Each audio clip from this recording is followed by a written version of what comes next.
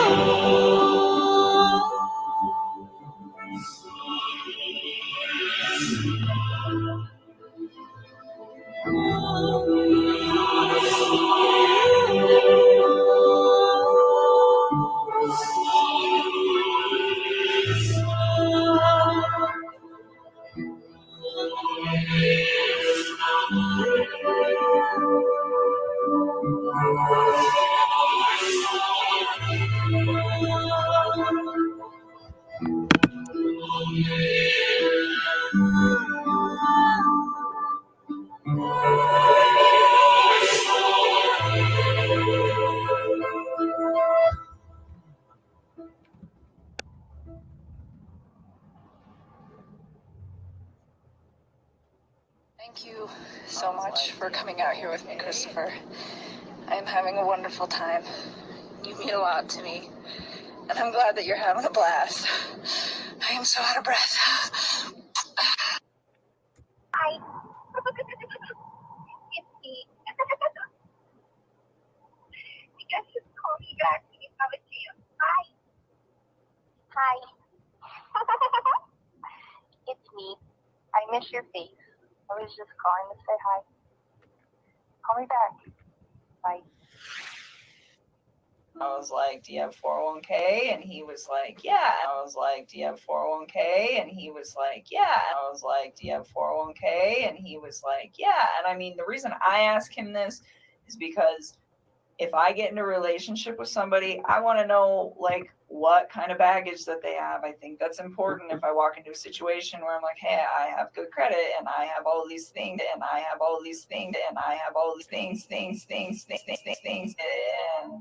I have all these things that I can't tell you like the exact words of the exact conversation at the exact time and place, because it's like we had a lot of conversations. I mean, we talked every single day. So it's like I'm trying to help you guys with the stuff like the stuff that's more current. I can give you guys a lot more like detail and exact times. But when you're asking me about something that happened 6 weeks ago and exactly what was said, it's like, I mean, I'm sure I can give you a general idea, but to be honest with you, like to pinpoint exact words, it's not going to happen.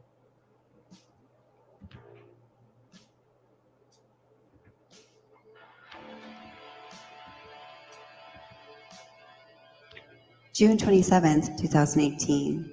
Chris Watts brings condoms to my house. One box is full and unopened. The second is a set of condoms from a partially used box. I asked CW why he has a set of partially used condoms. CW informs me that the condoms he has are from back when he was still having sex with his wife. CW told me they had been sitting in the closet collecting dust, and that SW, Shanann Watts, probably did not even know that they were there. I asked Chris Watts why him and SW used to use condoms. CW informed me that SW didn't like to get messy. I was curious, so I looked up the expiration date on the condoms and noted that the unopened set expired in late 2022, and the open set expired in early 2023. I looked up the lifespan of an unopened condom and discovered it's approximately 5 years. Based on my research, I assume these condoms were manufactured in late 2017 and early 2018. I thought it was kind of cute. I was like, oh, he's a dad. I was like, do you have 401k? And he was like, yeah. I mean, when he was with me, I considered it to be fairly healthy, was open communication. And it was what I thought was honest, and it was very calm. It was respectful. We got along really well. He gave me my space when I needed it. I gave him his. And anytime like he wanted to take care of it, like anytime that his kids could be in like his life for hours or days or whatever. Whenever they were home, I made sure that I wasn't.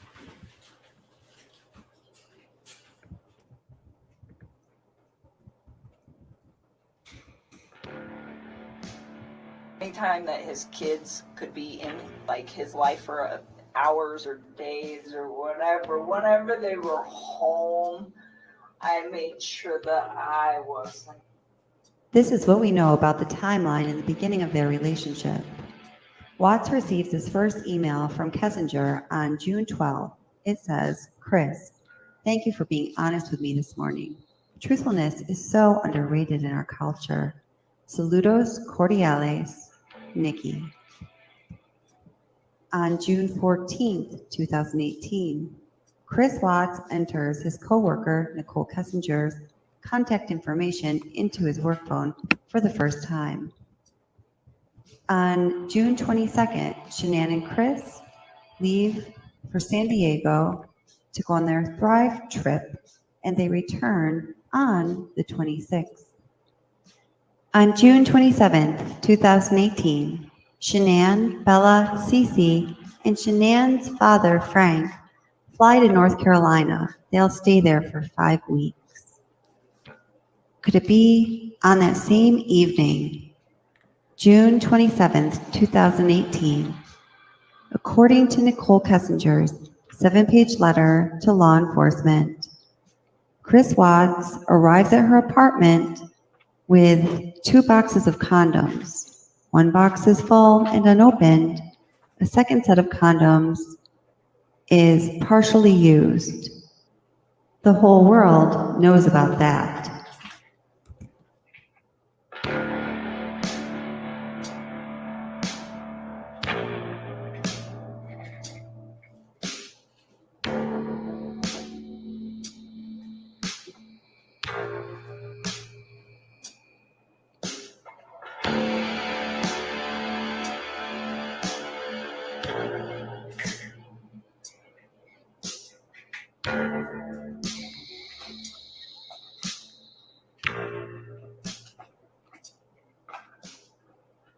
He was very calm. He was respectful. We got along really well. He gave me my space when I needed it. I gave him his.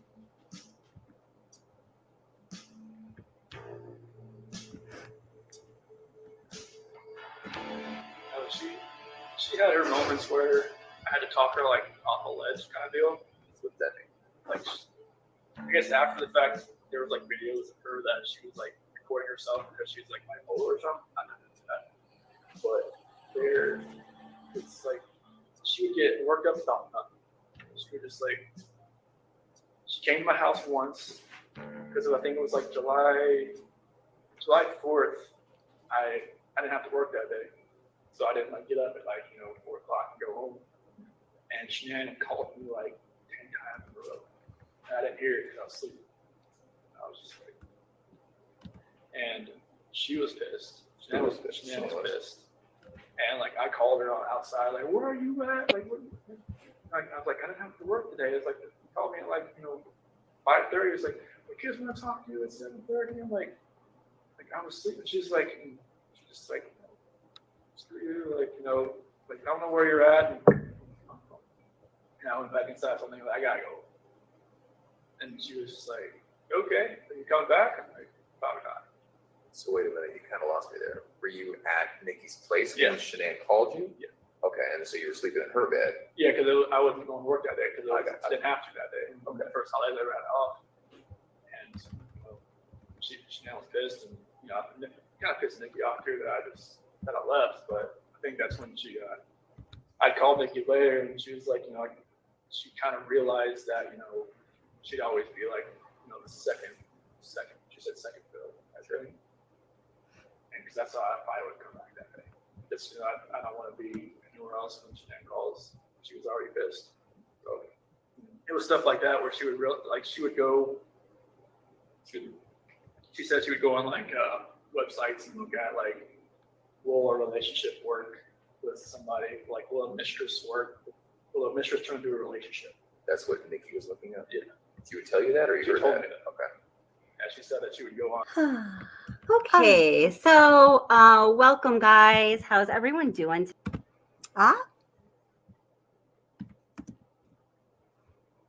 Okay, that was from our last live stream because, as always recently, StreamYard and I, we're not getting along so well. We've had better times in our relationship, but that's cool. I have everything that I need on this computer, and we are going to make do. So let me just say hi to all you lovelies. Hello, Joan Bradley. Thank you for being here and for everything you do to help the channel. She's one of our wonderful moderators. And hello, Jody is cool, my friend. You are so funny. I really like that clip that you sent me today. That was great.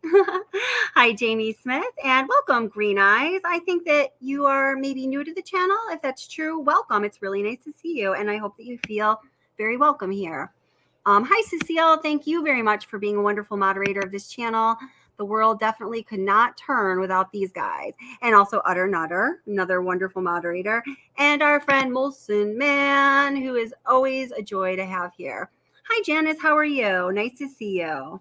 Let's see. I'm just going to straight up bring up Janice's question because I think this is a great question. She says, I have a question. Do all new generations send naked photos as part of the courtship?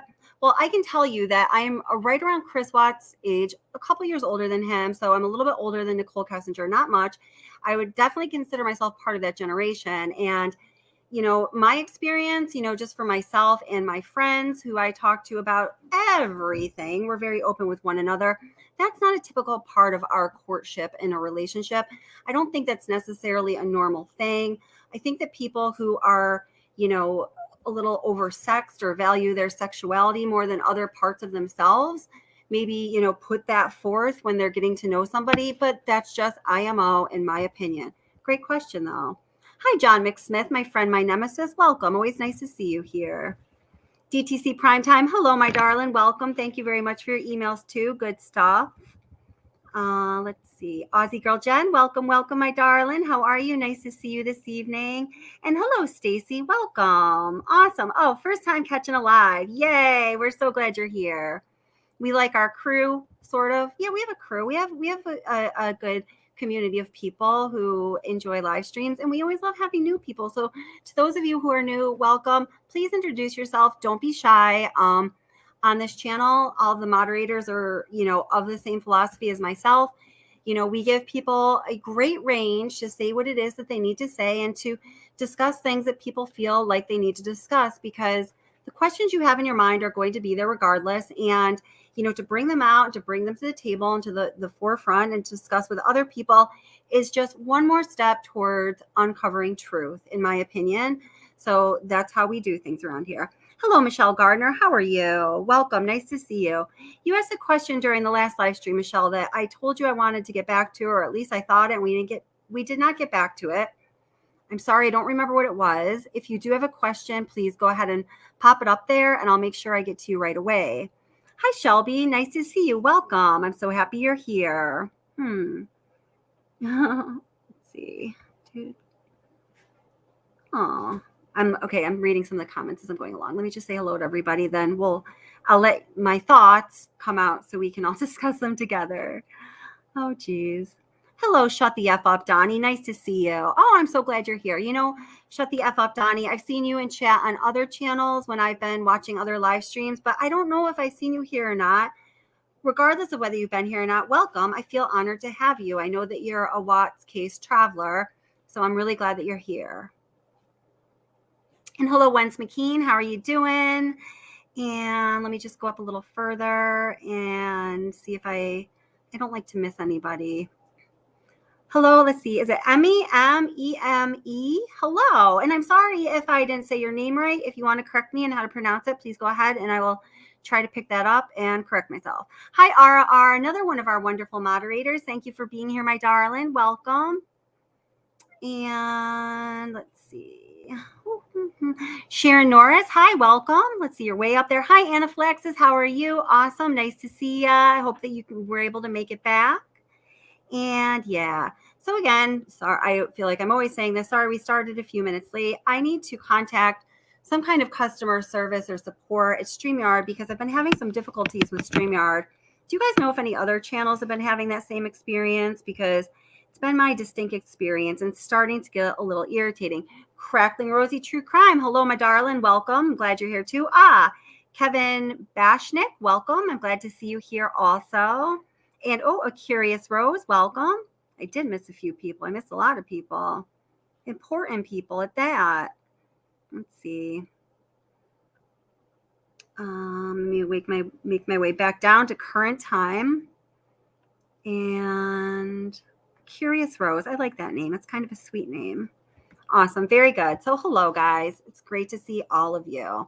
So this is a third part of a 3-part live stream series that is taking a close look at what I'm calling the Chris Watts mistress, or we all know that that person is Nicole Kessinger, or the human being that used to be named Nicole Kessinger until she formally and legally changed her name through the court system sometime in, was it late 2018 or early 2019? I truly don't remember, but she's out there somewhere. And, the question is often asked, at least through the comments on the videos on this channel, has anyone seen her? Or people will comment like, wow, I can't believe that nobody has seen her. It's truly amazing that there have been no spottings of this woman. And, I completely agree. It's really amazing that she has been able to remain underground, so to speak, and that nobody has seen her in any recent times. I mean, that is, kind of a remarkable feat that this woman has pulled off. So let me go ahead and close my video editing system that's taking up a lot of RAM here and slowing things down because StreamYard is not accepting what I want to do with it. So in this 3-part series, we've looked at a few things. We've looked at a number of audio and video excerpts from a number of the different interviews that was held between Nicole Kessinger and Colorado Bureau of Investigations, or CBI, over the course of, a few months when they were interviewing her and looking into this case and trying to determine what she did know or what she, might have some kind of an indication of about Chris Watts, about the turn that it seems that he took in his life, and ultimately about these tragic murders of beautiful Shanann Watts and adorable little Bella and Cece and unborn Niko Watts. I mean, such a tragedy. Every time we discuss it, it never escapes me what a true tragedy this whole event was. Hello, Ho Chi Winner, welcome. And Jennifer Bradford, welcome. Nice to see you as well. Let's see, hope I'm not missing anyone. Okay. So, as we look back, and the recount of Nicole Kessinger's lies is just so incredibly vast. Something that I had put together for you guys was a little, walk back down memory lane of all of her lies that she told during the course of her interviews. Let's see, hold it. And, like I said, StreamYard's not agreeing, but I can still pull up most of this information. Let me get to this one spot in Discovery. So if I don't have the actual video or audio clip of her telling the lie, I'll just tell you what it was. And most of you have already seen the referenced video or audio clip from her interviews. And if you haven't, we'll be sure to explain it to you. Let's see. So here we go. Let me just find a little video to pop up for you guys, okay? Oops, I don't want that screen. That will make us echo. Not good. So I hope everyone's doing really well tonight. I know it's Sunday night. I don't know if you guys have to go to school or work or anything like that tomorrow. What do they call that sometimes? Like the Sunday, I don't know, Sunday saddies. Sundays can be a little hard. Sometimes we dread going back to our obligations if we've had a nice weekend, or even if we have, or maybe especially if we haven't had a nice weekend. All right. So once upon a time, way back in, the beginning of this channel, I, created a video. If you ever want to go find it, it's called I actually did 3 of them. One was NK's Big Lies in the first 10 minutes of a certain interview. Now, the interview that I was referring to actually was the one that we recently have received the video that accompanies the audio that we had had for a while. And that's thanks to the channel Plunder. I've got to say, shout out to Plunder every time. And she told an incredible number of really important lies in the very beginning of that video. So we're just going to take a look at a couple of them. And then, guys, we're going to move on to some new lies that we've discovered, myself, and with the help of a couple subscribers and moderators who found some things due to the fact that we have been looking at the transcript of an interview between Nicole Kessinger and law enforcement from August 21st, 2018, that people do not rarely investigate. And the reason why is this. It was a phone interview. And the first portion of that phone interview was recorded, and there was released, the audio recording of exactly what NK said in her very own voice. At some point, that interview audio mysteriously cut off. And I don't know if we all thought, oh, well, there it goes into the abyss and we're never going to find it again, or what the heck happened. But while I was doing some really focused research on the lies that Nicole Kessinger told and the lies that are out there about her timeline of what she did, her communications with Chris Watts, etc., on Sunday, August 12th, 2018, and Monday, August 13th, 2018, the day in which Chris Watts' beautiful family disappeared, and we later found out that's the day they were likely murdered. The lies that were told in that small period of time and the lies and discrepancies that appear in Discovery, guys, are absolutely astronomical. So as I was researching this specific topic, it's not really a narrow topic, but it's a topic, I found the transcription of the second part of that August 21st, 2018 interview that was mysteriously cut off. We're going to look at it in just a couple of minutes. And I bet you're going to be able to understand why that part of the interview was cut off. I think that there were a lot of things there that the powers that be, let's say, did not want the public to hear. But before we go there, let us remember some of the earlier lies told by Miss Kessinger.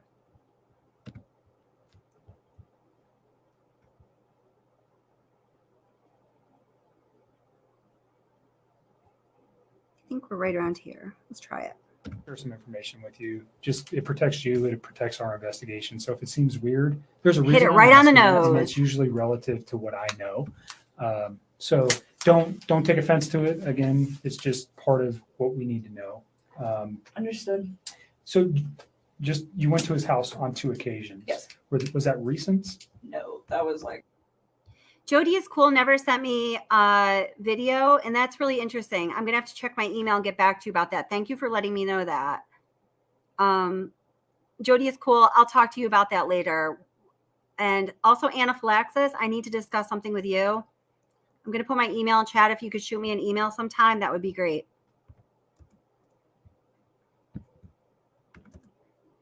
Oops. pretty early into it, and I did not like it and did not want to go back. Do you recall where the house was? Yeah, it's right off the highway in Frederick. Okay. And you know the streets? I mean, I'm sure I could figure it out again if I really had to. Off the top of my head, no. Do you know the street name? No. Okay. I would have to drive around in there to get there. Okay, so in case you were just distracted, because I distracted us a little bit, let's listen to that just one more time. There's some information with you. Just it protects you. It protects our investigation. So if it seems weird, there's a reason I'm asking it, That's and fine. it's usually relative to what I know. So don't take offense to it. Again, it's just part of what we need to know. Understood.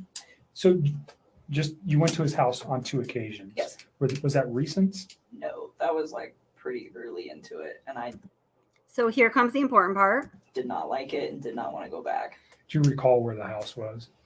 Yeah, it's like right off the highway in Frederick. Okay. And you know the streets? I mean, I'm sure I could figure it out again if I like really had to. Like off the top of my head, no. Do you know the street name? No. Okay. I would have to like drive around in there to get there. Okay. Did it look like? Okay, so he's asking her, do you know where their house was? Had you been there? Do you know the street? Do you know the street name? Well, she says no. And, sometimes, when I'm listening to these interviews and I'm hearing these lies that I now know are lies because I studied this case so thoroughly, you've got to ask yourself why.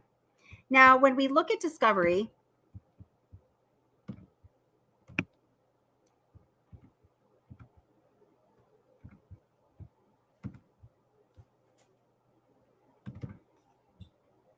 right here, we see that at 22:04 hours, so that is 10:04 p.m., having concluded her evening tryst with Watts, Kessinger searched the internet on topics like Chris Watts, Shanann Watts, Ronnie Watts, and 2825 Saratoga Trail.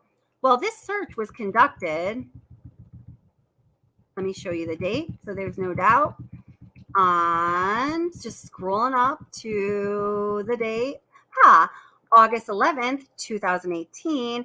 And the interview excerpt that we were listening to, the one for which we have the video now, thanks to Plunder, thank you, Plunder, was on August 16th, 2018. So that's 5 days later. So, guys, one thing that we've learned about Kessinger is that this woman's mind is like a freaking trap, right?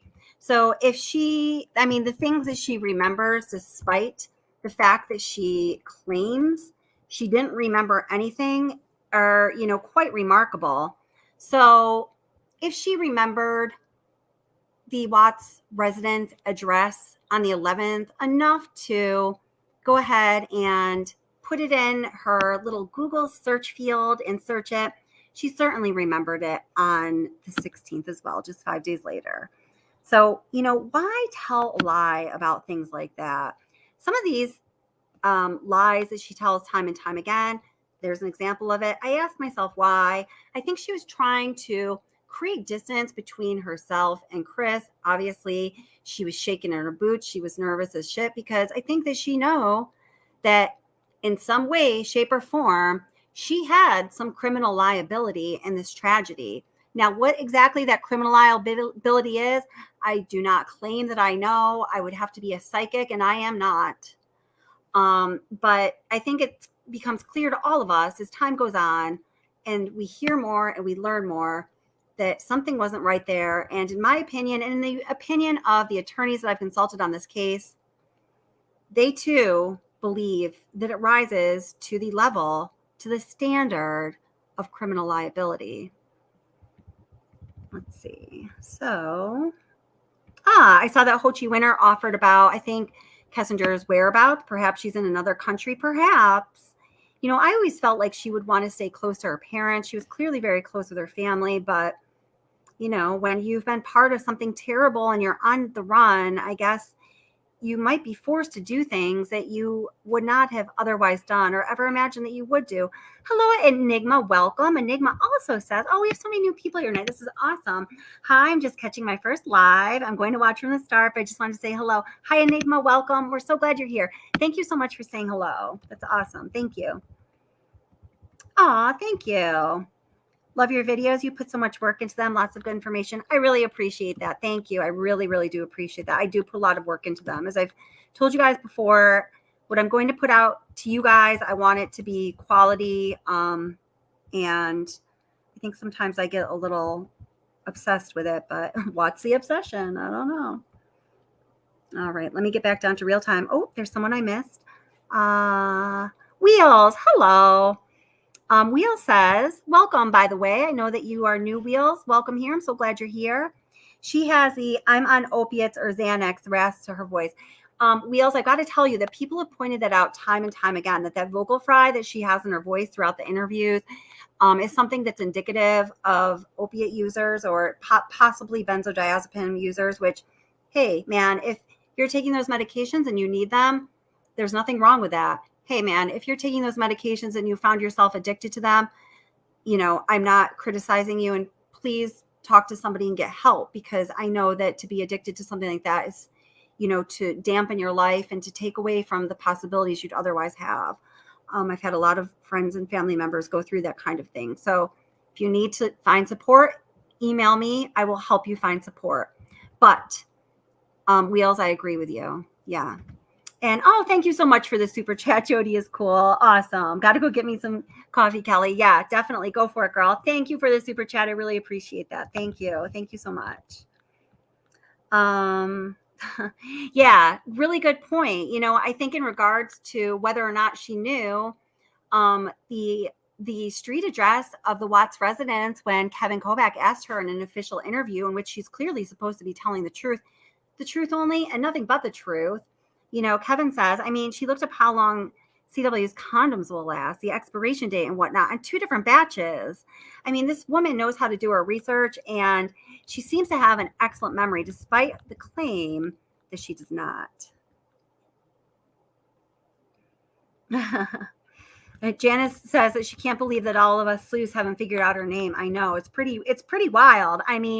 It's really, truly amazing that this woman has stayed undercover. And you know what? I guess what? If that's where she wants to be, good for her. But I really do believe that she is going to have her date to face the justice system. I pray that's the case. Lobo Medina, hello, welcome. So nice to see you here. Bienvenidos, Lobo Medina. Awesome. So glad you're here. Let's see. Green Eye says that NK is in Hawaii. Well, you know what? If somebody would like to send me on that journey to personally investigate any island and all of the islands and every inch of them in Hawaii, I will gladly volunteer. Just pay my travel expenses and I will do it for free. My favorite place in this whole world is Kauai, which I haven't been to in a long time, but my fiance and I used to take trips there, and man, it's just beautiful. There's the land of Honolulu, like Puff the Magic Dragon lives by the sea and frolics in the autumn lives in the land of Honolulu, which is super beautiful. And then they also have what they call the Grand Canyon of I think they call it the West or the Islands. I'm going to have to show you a picture now, which is so amazing. Oops. Where is it? Not the real Grand Canyon in Hawaii. Oh my God, it's so beautiful. And it's this really, guys, if you ever have a chance to go there, again, this is in Kauai. It's this really kind of sacred sort of spiritual place. There are these like immense cliffs, but they're green and beautiful. And they span for, I believe, a couple miles. And then on either side of them is just, the ocean for as far as you can see. And, I did a yoga retreat there once, and I've done yoga there. And it's just this amazing, amazing, gorgeous spot. Let's see. I said I was going to show you a picture, so now I have to. Oh my God, I would so love to go back there. Oh, send me back, baby. And then, I had a kid, which I'm so glad about, but things are different. Let's see.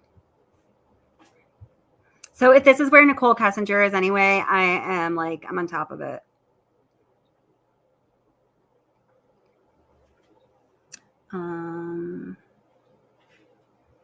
So this is called Hawaiian Canyon State Park. Okay. Here we go. We're just all going to take a little excursion together. Ooh. Oh, well, here. Then we're going to move on. I see I'm losing people already, but let's just all go to Hawaii together just for a moment, to Kauai, my favorite place on earth. So here is part of that like sort of canyon area, and you by boat can get into these little beach alcoves in there.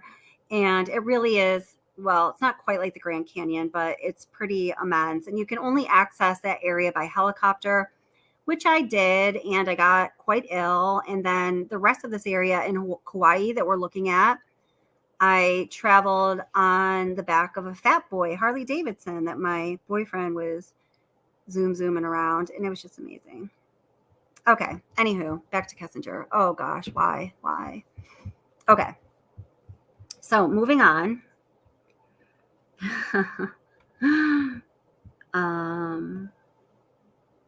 Oh, hey, look, thank you so much, Lobo Mendina says, one of the best, if not the best, true crime channels. I am just so honored for you to say that, because I definitely see you in chats on other channels, and I know that you check out the same good channels that I enjoy watching. So seriously, thank you so much. It's truly an honor. Joan Bradley says, I love the beginning music, and Lobo actually had asked me about that the other day. Guys, the artist is Alan Gray. And if you want any of his music, shoot me an email. I can send it to you. I have licenses on several of his tracks because his music to me it's haunting, and it captures the intensity of, some of the issues that we're looking at in this tragic case. Hello, Burger Joint. How are you? Yeah, her voice is a little raspy. Yeah. Burger Joint. Let's see. Do you own a burger joint? When I lived in Philadelphia, well, the last place I lived in Philadelphia, right around the corner from my house was something called Sketch Burgers, which had won the best burger joint in Philadelphia year after year. And it's pretty amazing. Hungry for a sketch burger now. Hello, Mark. How are you? Welcome. You love Nicole. Aw. Nicole Atkinson or Nicole Kessinger? John McSmith, what charges are you praying NK is charged with? Well, I guess praying is kind of, I really do say reserve prayer for different kinds of things, but we will talk about that someday, and maybe at the end of this video. I want to substantiate what I have to say first. Let's see.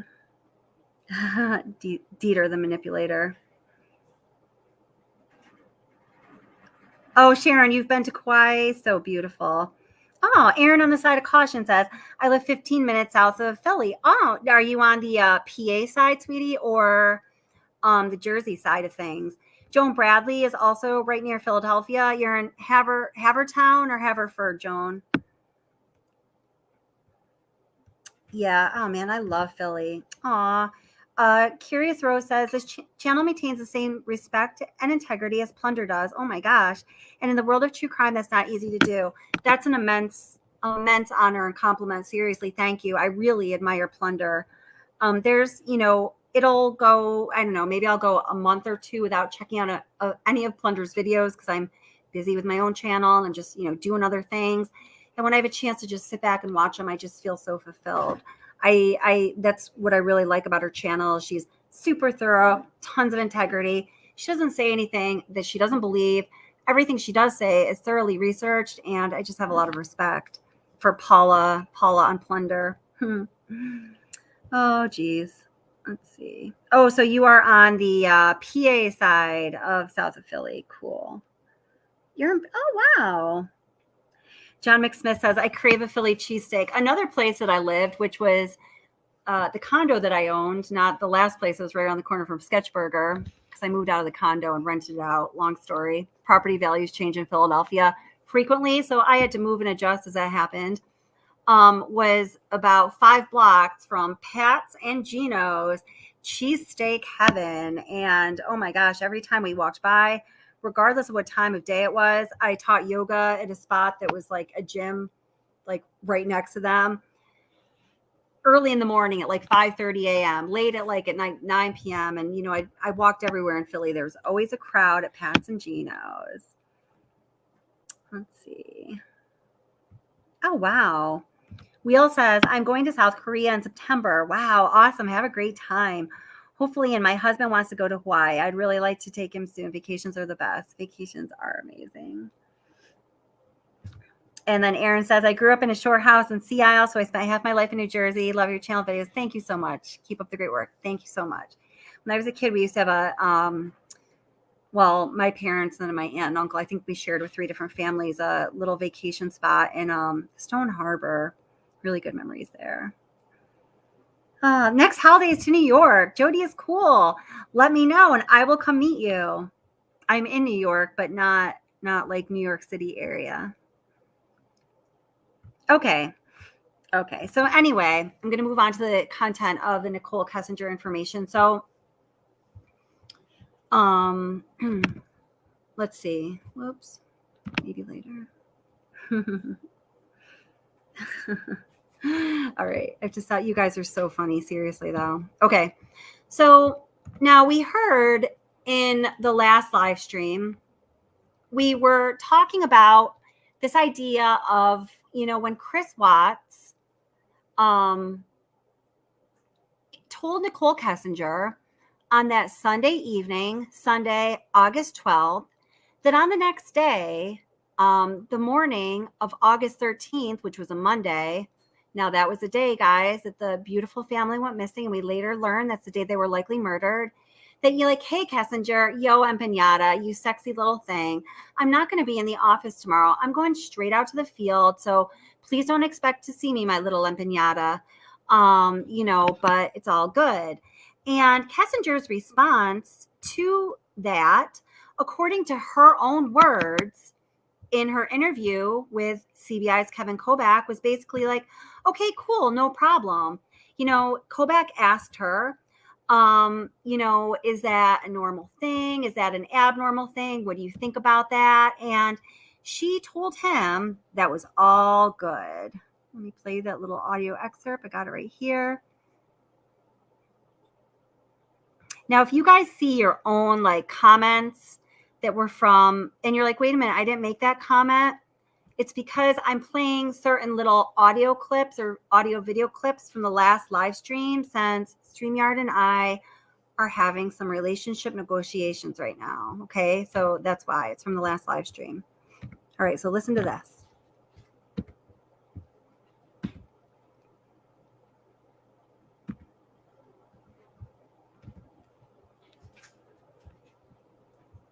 Guys, just to be clear, what we are listening to and seeing here, thanks in part to the channel Plunder, thank you, Plunder, is the video and audio recording of the interview between Nicole Kessinger and CBI agents, including the lead Kevin Kobach, on the date August 16th, 2018. So this would be 3 days after the Watts family went missing and was likely murdered, which was on August 13, 2018, just for some context. Before I go to bed and I lay down, he's always kind of trying to do the same thing. We just talk. It's a really chill thing till one of us was about to pass out, and then that's the end of it. But it was strange because I was the TV's on. I remember I was thinking, maybe he's waiting up for her, and then I was like, maybe not. I didn't know. It wasn't something that alerted me. It was just different from his standard operating procedure. Because whether his wife is home or she's gone, he's always got kind of the standard op when he calls me. So that's why it was kind of unique. Because it doesn't really fluctuate when she's there and when she's not there. He's pretty free reign with what he does. So anything important that you recall during that conversation about the children, about his wife, about what he was doing the next day, what he had planned, anything like that? Did he tell you any of that information? I remember he told me he had to go to the field and not to the office on Monday morning. Okay. Did he specifically say where he needed to go on Monday morning? No, I don't ask him for those sites. There's Anadarko's got thousands of sites. If he were to tell me, I wouldn't even They're know. just random numbers and stuff, right? Well, he told me, he said, I got to go to a site. I got to go check out a valve or something where they think that they had a release. Something like that. Did he mention the town or anywhere? No. He just told me that that's what he had to go do. He's he was I won't see you in the office in the morning. Because I see him, but I don't actually talk to him. I will go in the cafeteria. I will put my lunch. Who cares? Okay. So you heard that. So she said, right there, in case you missed it, she was just talking about how Chris Watts told her that Sunday evening, hey, empanada, not going to be in the office. Is all, it's all good though. And she said, yeah, that happens sometimes, like the guys, sometimes they don't come in the morning, the guys, and, it's no big deal.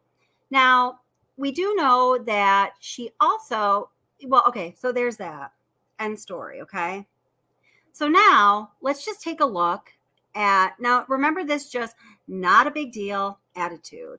Now let's take a look at this portion of Kevin Kobach's report as submitted through the official discovery in the Watts case.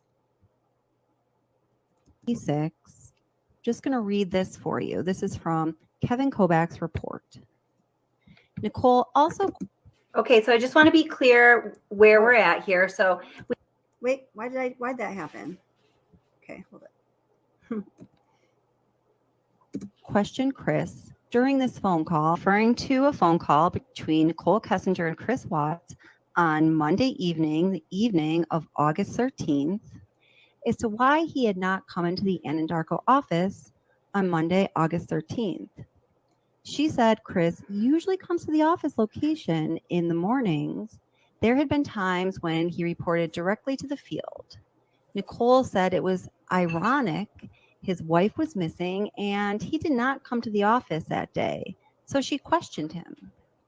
Nicole recalled Chris telling her on Sunday, August 12, 2018, that he was not going to come to the office and was going to a pump site. She recalled during this phone conversation on August 12, 2018, that a television was playing in the background, and she thought it was strange Chris was watching television very late at night. Nicole believed Chris was waiting up for Shanann to arrive home from Arizona that evening. That is why the television was on. Chris told her during this call that he had to go to the field to check on a release. Nicole explained a release was a small oil leak at a well or pump site. Nicole was suspicious as to why Chris would be checking on a release, as he was not part of the environmental team. She explained usually if a release is reported, a team of environmental specialists respond to deal with a release. Chris occasionally deals with a release and may be responsible for closing valves and or shutting off tanks to stop the release. Chris told Nicole he was going to check out equipment and do a lockout tagout on the site if there was a release. Nicole said Chris is tasked with doing lockout tagouts, and there would be a record or some type of paperwork for this type of activity. Nicole questioned Chris about going to the job site on Monday, and it should say August 13th, not 12th, 2018, in the morning, and told him to prove he had been to the site. Chris responded with text messages between him and other Anadarko employees to prove he was at the site. Chris also sent Nicole a picture of a release. Nicole said Chris told her that Luke Eppel, Chris's supervisor, had requested Chris or Troy, at that point, unknown last name, to respond to the release. Chris told Troy he would take care of the release, according to Nicole. Okay, so guys, you see at that point, and Enigma, thank you very much for becoming a channel member. Guys, I really appreciate channel membership. It's just $2.99 a month, and it really does help out the channel, because I'm a single mom and have a full-time job, and I like to keep doing what I'm doing and, putting the same quality into what I put out for you guys. So I really do appreciate that. I'm going to actually put the link for channel membership right there in chat if anyone would like to join. No pressure, but thank you. I really appreciate it. Super helpful. Thank you, Enigma. So you see there that now, after Nicole Kessinger had recounted to Kevin Kobach, and it's the first interview where it's the first time in any of her interviews where they spoke about this, whole event of Watts telling her Sunday night that he wasn't going to be in the office Monday morning, that he was going straight out to the field. And she's like, hey, man, no big thing. This happens all the time. Now, she's going back and she's telling Kobach, well, I actually did think that was kind of curious. that wasn't a normal occurrence for all of the reasons that she states. And I went in depth on those reasons in the last live stream. I don't want to bore you guys who have already watched the last live stream recording or who were there. So if you want to know more about that, please go watch that. So now she's changing her story a little bit. And she's saying, yeah, you know, I questioned him to the point where I actually asked him to prove to me that he was there because things just didn't seem right for all of those reasons. And I didn't quite believe him. Now let's listen to another time when she spoke about this same freaking event of Watts telling her that he wasn't going to be office Monday morning, that he was going out to the field. Now let's see what she has to say about it here. It's crazy, man. I cannot believe the things that this woman was not questioned about. And there's so much more. Don't you guys worry. I'm just trying to set the stage. Let's see. So that's going to be, hold it. I have to see which screen I have to share with you. $2.99. Okay. $2.99 share. Okay. Here we go. All right. All right, listen up. This audio isn't the best. Listen closely. So you can see in the caption up top, it says, this interview was fourth room, 452 on August 23rd, 2018. This is the last of the official interview submissions that they have. I remember I like deleted them, and then he sent me another text, and then I deleted that one too. Right. Because I was like, I don't want to deal with this. By the way, when you're looking through those texts, look for his ABC phone for that one conversation we had where he screenshotted me what he did on Monday. You remember that? Mm-hmm. Yeah. And you said that's his Anadarko. Uh-huh. Okay. And that should be the only like recent, like there's probably stuff if you guys are able to pull up from way back that we talked, but nothing. The thing we talked about was him proving that he went to the oil field. That he went to work. That he went to work that morning at whatever site he was supposed to go to to check on the So that'll be in there. release. Okay. Yep. All right. And then I don't know. Am I allowed to like address my friends and tell them please no comment to the media? Don't you like how her methods of manipulating the direction of the conversation? Like he's still asking her questions about that. She's like, okay, you know, like very dismissive. Let's just listen to that little tiny audio excerpt just one more time. It's less than 90 seconds, just so everyone hears it because it's not easy to hear. Let's see. Start right there. Okay, try that. Is there concern that you're hiding something? Potentially. That's why I want him, or I wouldn't be asking for him. I know. And you've been you've been upfront with me about everything. I don't have a concern that you know you ever told Chris, I don't want you, you know, go kill your wife, or get rid of your kids, or I don't want to date you if you have kids.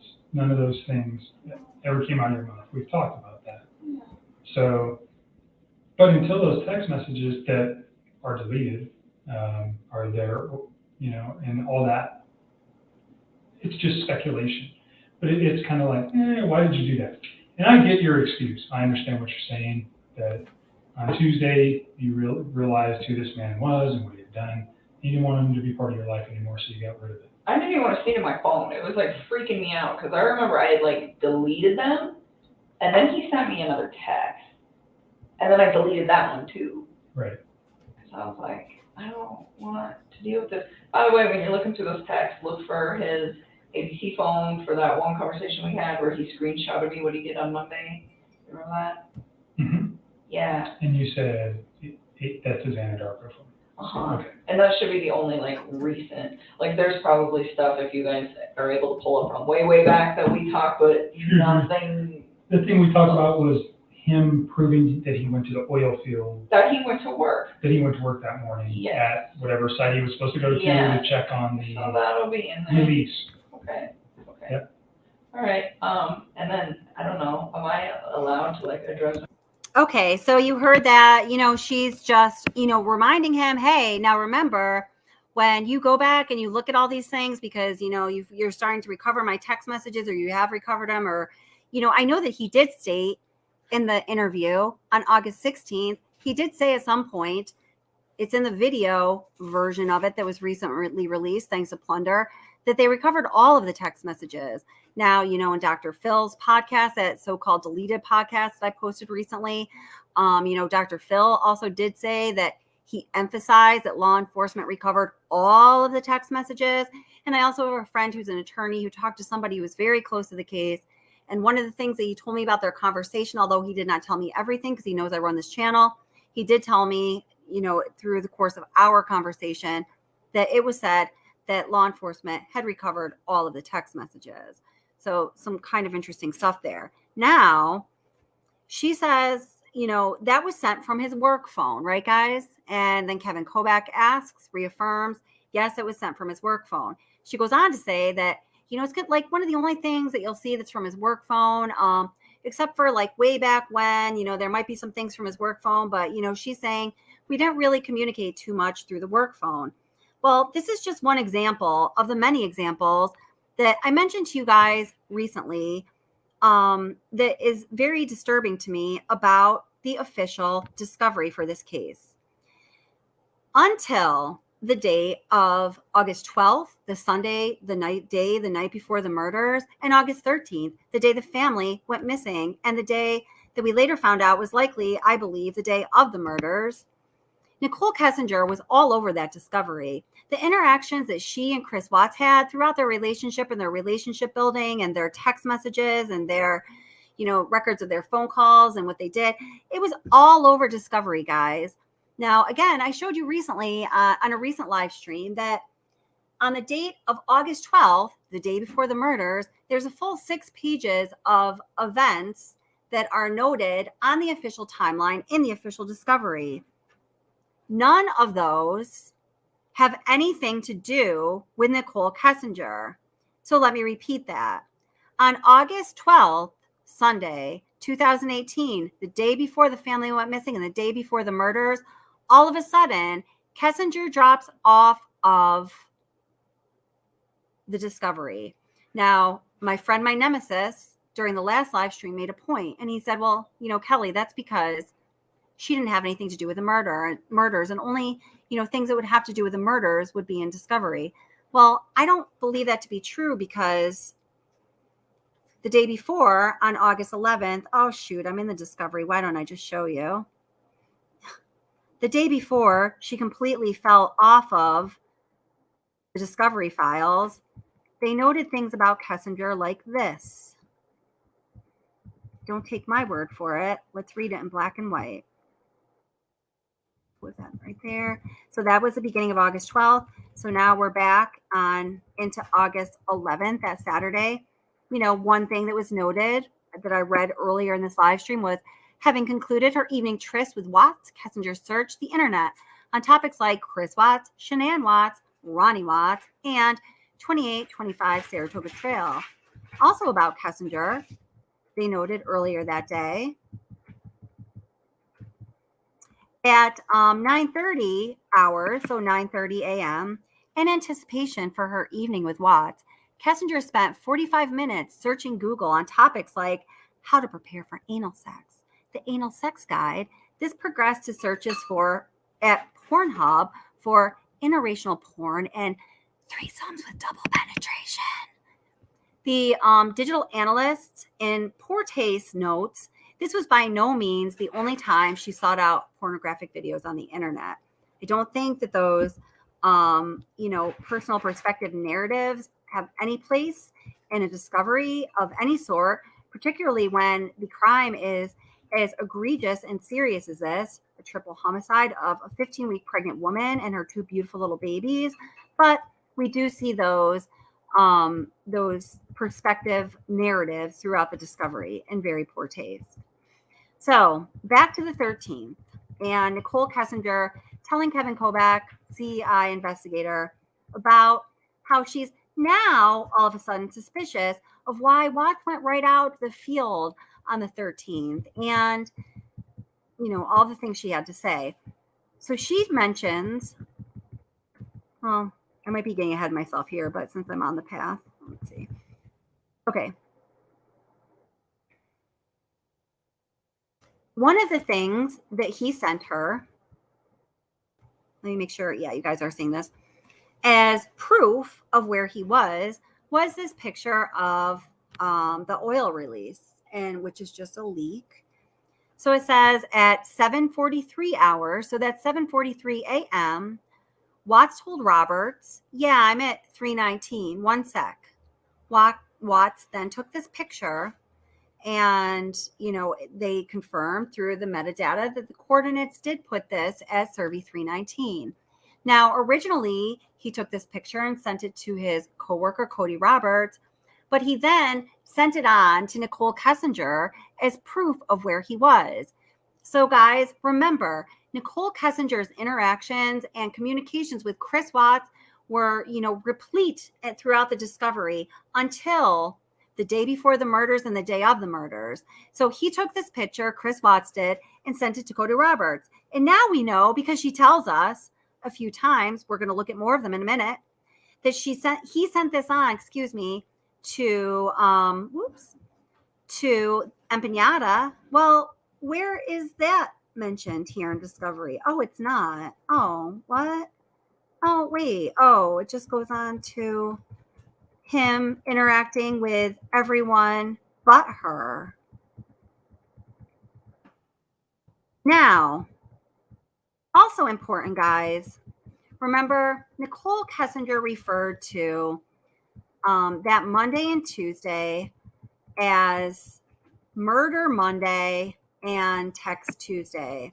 But Nicole Kessinger does claim at several points throughout the collection of interviews that we have between herself and investigators that she didn't talk to Chris Watts during the day on Monday. Do you guys all remember that? Is that news to anybody? I'm going to check out a chat here a little bit. So she tells them several times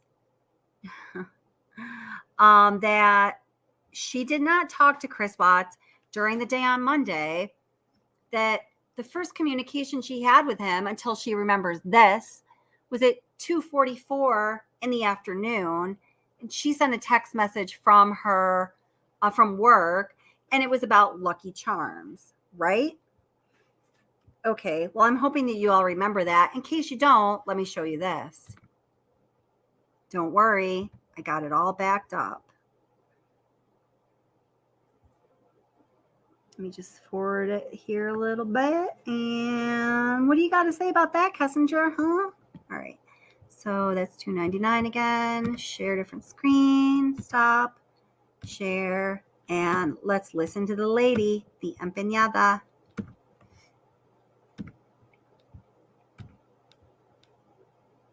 Okay, guys, listen closely. Again, this audio is not the best.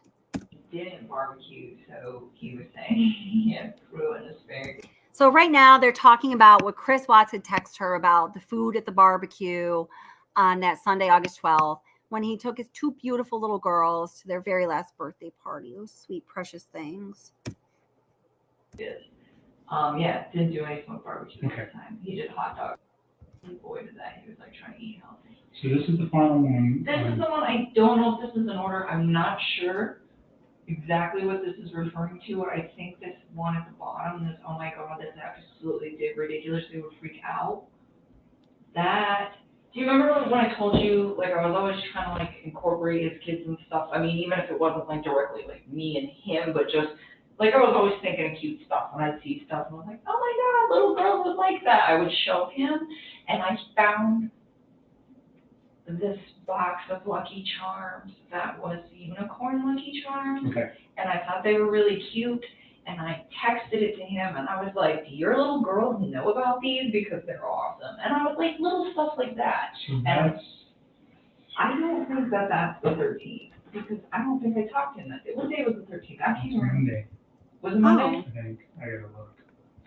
Oh, let's hear that again. And guys, this is just one of the many examples. Again, you know, I shared with you that I was having some technical issues before I started this live stream. So all the clips that I organized for you are, I have them. I'll put them in a separate video, and I'll note what it is. But, you know, here's one of the examples. Listen to coming right out of the empeñada's mouth. Those are the only two that I could be like, oh yeah, like I could tell you like maybe a little Those bit are his about friends? those people. Yeah. Okay. But he went to the birthday party and he said, oh, this guy always barbecues. And then he was saying, oh, he didn't barbecue, so he was saying he had fruit and asparagus. Yeah, didn't do any smoked barbecue Okay. this time. He did hot dogs, so he was saying he avoided that. He was like trying to eat healthy. So this is the final one. This is the one, I don't know if this is in order. I'm not sure exactly what this is referring to. I think this one at the bottom, this, oh my God, this absolutely did ridiculously would freak out. That, do you remember when I told you, like, I was always trying to, like, incorporate his kids and stuff? I mean, even if it wasn't, like, directly, like, me and him, but just, like, I was always thinking of cute stuff. When I'd see stuff, and I was like, oh my God, little girls would like that. I would show him, and I found this box of Lucky Charms that was unicorn Lucky Charms. Okay. And I thought they were really cute. And I texted it to him, and I was like, do your little girls know about these? Because they're awesome. And I was like, little stuff like that. So And that's, I don't think that that's the 13th, because I don't think I talked to him that day. What day was the 13th? I can't remember. Monday, Was it Monday? I think. I gotta look. 'Cause Okay, so this goes on and on, but she again confirms that she didn't talk to him on the 13th. And Wilson, man, I know it pisses me off too when she says, "Oh, what day was the 13th?" Yeah, I don't know. John McSmith, who says, "What was an empanada?" Chris Watts called her his sexy empanada. It was like one of his cute little pet names for her. Okay, so I know everybody, take a moment, take a deep breath, and recover. By the way, bye Wheels. I don't know if you've left yet. I saw that said you were leaving. Thank you so much. Please come back. I'm glad you were here. Hello, Lucy Bumble. Yes, she is a liar, my friend. Yes, such a liar. So, okay, so now everybody follow me. We're building up a case here. So we're being like the attorneys that never had a chance to take a shot at this. So again, she says, and she says it time and time again, it's said at least 3 other times. And I can tell you that from the information that I had just put together in the video that I'm going to have to put out separately because I was having some technical difficulties before this, but I assure you they exist. So now let's go to the transcript of the portion of her interview that was over the phone with this dude right here, Kevin Kobach, Man of the Year, on August 21st, 2018. It was right before, guys. It was right before this portion of the conversation, and this is all detailed and shown to you in the previous live stream. If you haven't seen it, you want to go watch it. But it was right before this portion of the conversation when that audio mysteriously cuts off. Hello, Miss, what is it? Laramie? Miss Laramie, welcome. So nice to see you here. Welcome. So let me go to that transcript right now, and I'm going to have to give you one of my dramatic readings since we don't have the actual audio. Hi, Nancy. How are you? Welcome, my friend. Nancy's my Watts case confidant. All right. So here it is. Now, you guys aren't going to get as much of the show as you did last time, but yes, this is the transcript that we do not have the audio for because just before this part of the conversation, the audio mysteriously cut off between her and Kevin Kobach. So Kobach is the Q, the question, and apparently empanada, Nicole Kessinger is the A. So she already had told him about, how in this interview here, I just don't want to read it all again to you because it took, you guys saw it last time. It takes a long time. This goes on for 7 or 8 pages.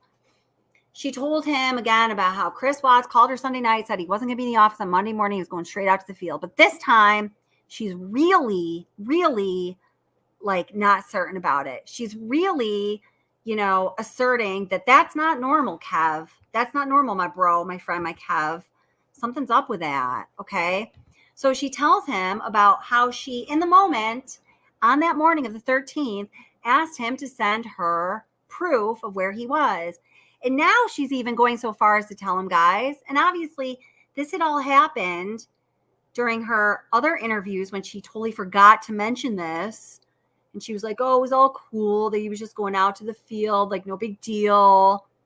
Now she's getting worried. And for some reason, this is part of her cover my ass story. So you know, she already is telling him about that. And now she's gone in this interview. Whoops. She's moved on to the portion where she's telling him about their conversation on Monday night. And this is what she says.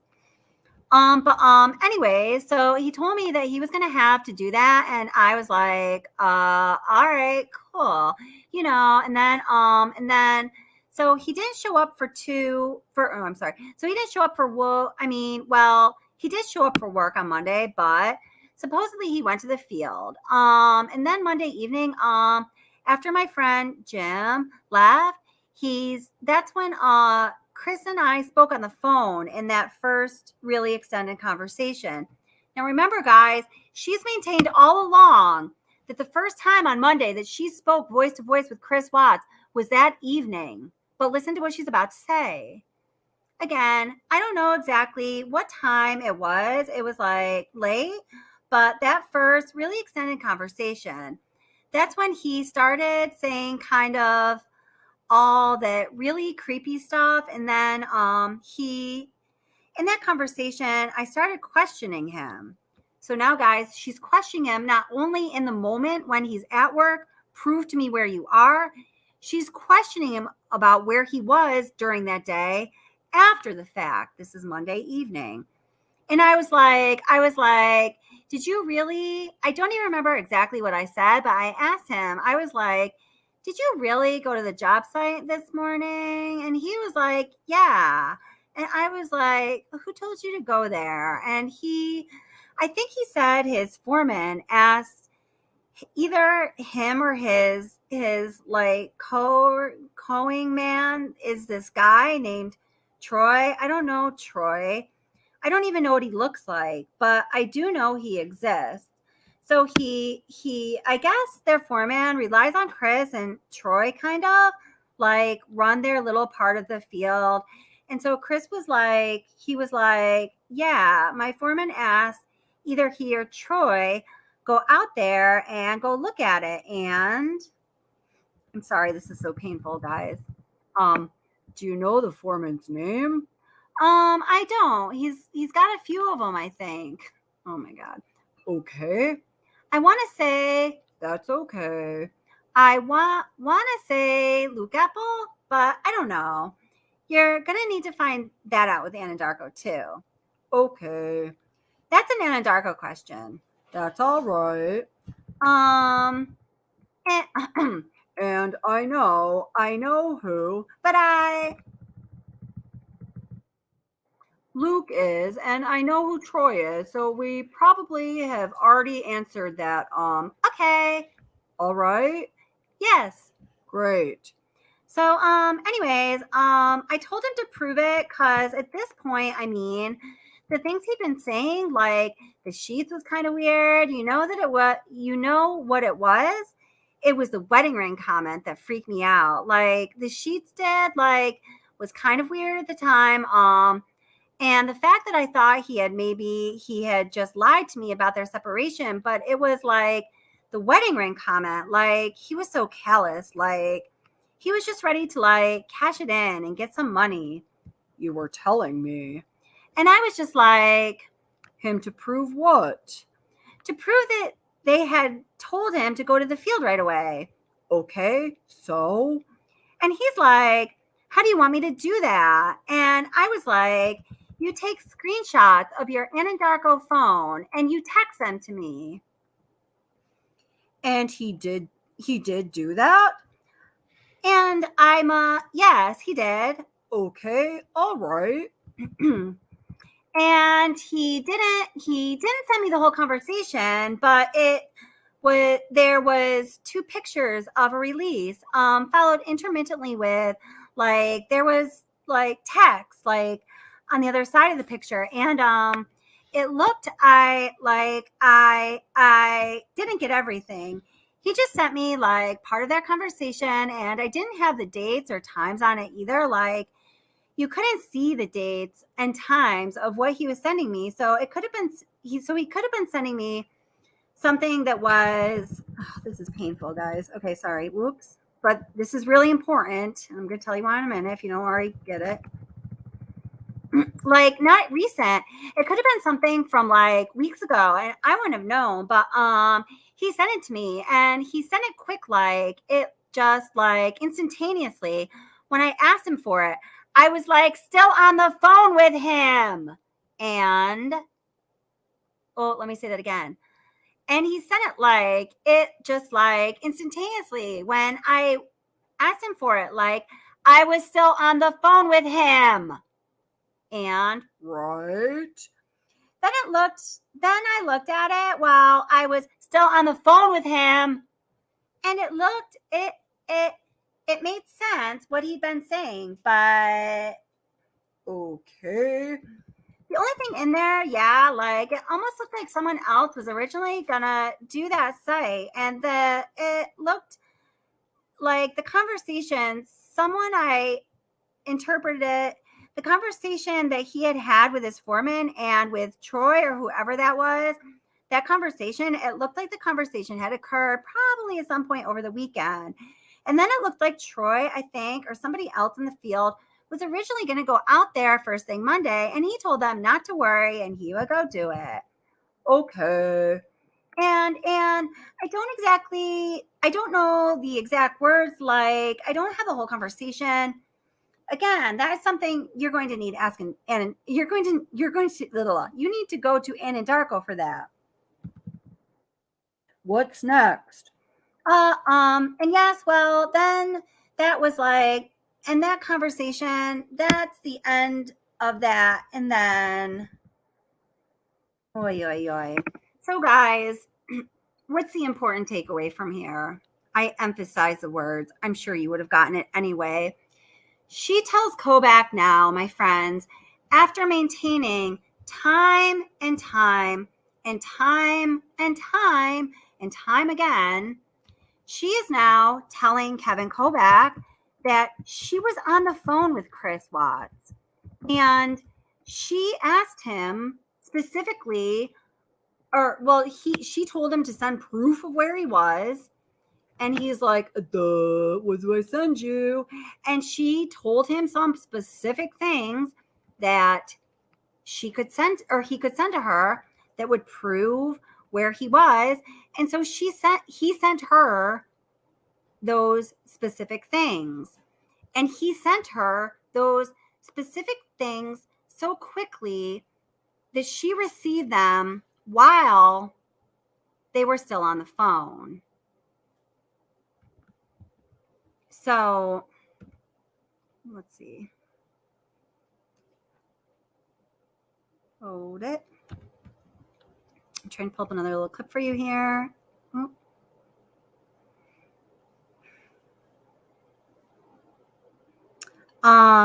Now, just as a side note here, somebody was asking, I always like to provide to you whatever it is you're looking for. Somebody was asking who Nicole Kessinger's attorney was in the chat. So let me show you who that was. I've got that right here too, because I got whatever you need. You just got to ask, guys. You just got to ask. I got it.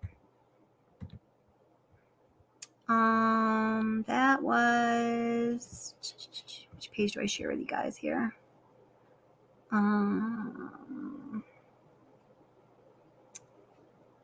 Okay, this one I share with you. Yeah, okay, here you go.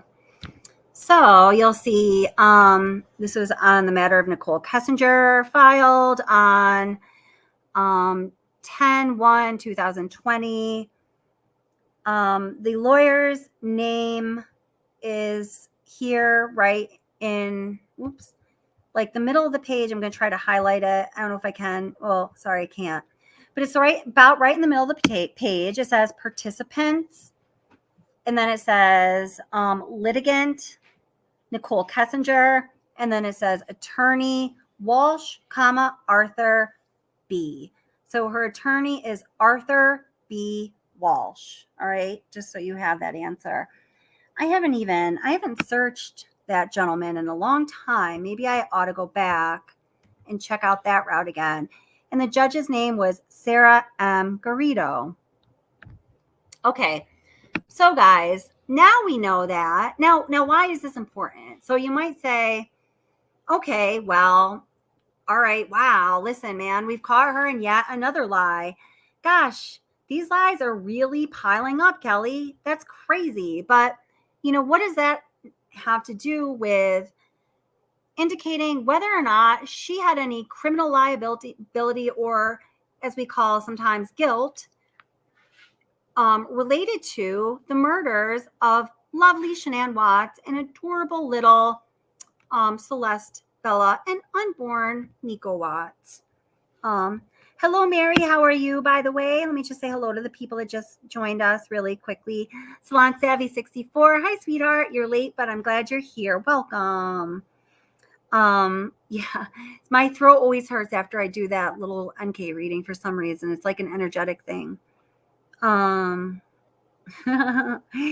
you're right, Loba. We don't need to let her ruin a good empanada when we are going to be enjoying it. So I'm not going to call her that anymore. I don't want to put that connection in your mind forever.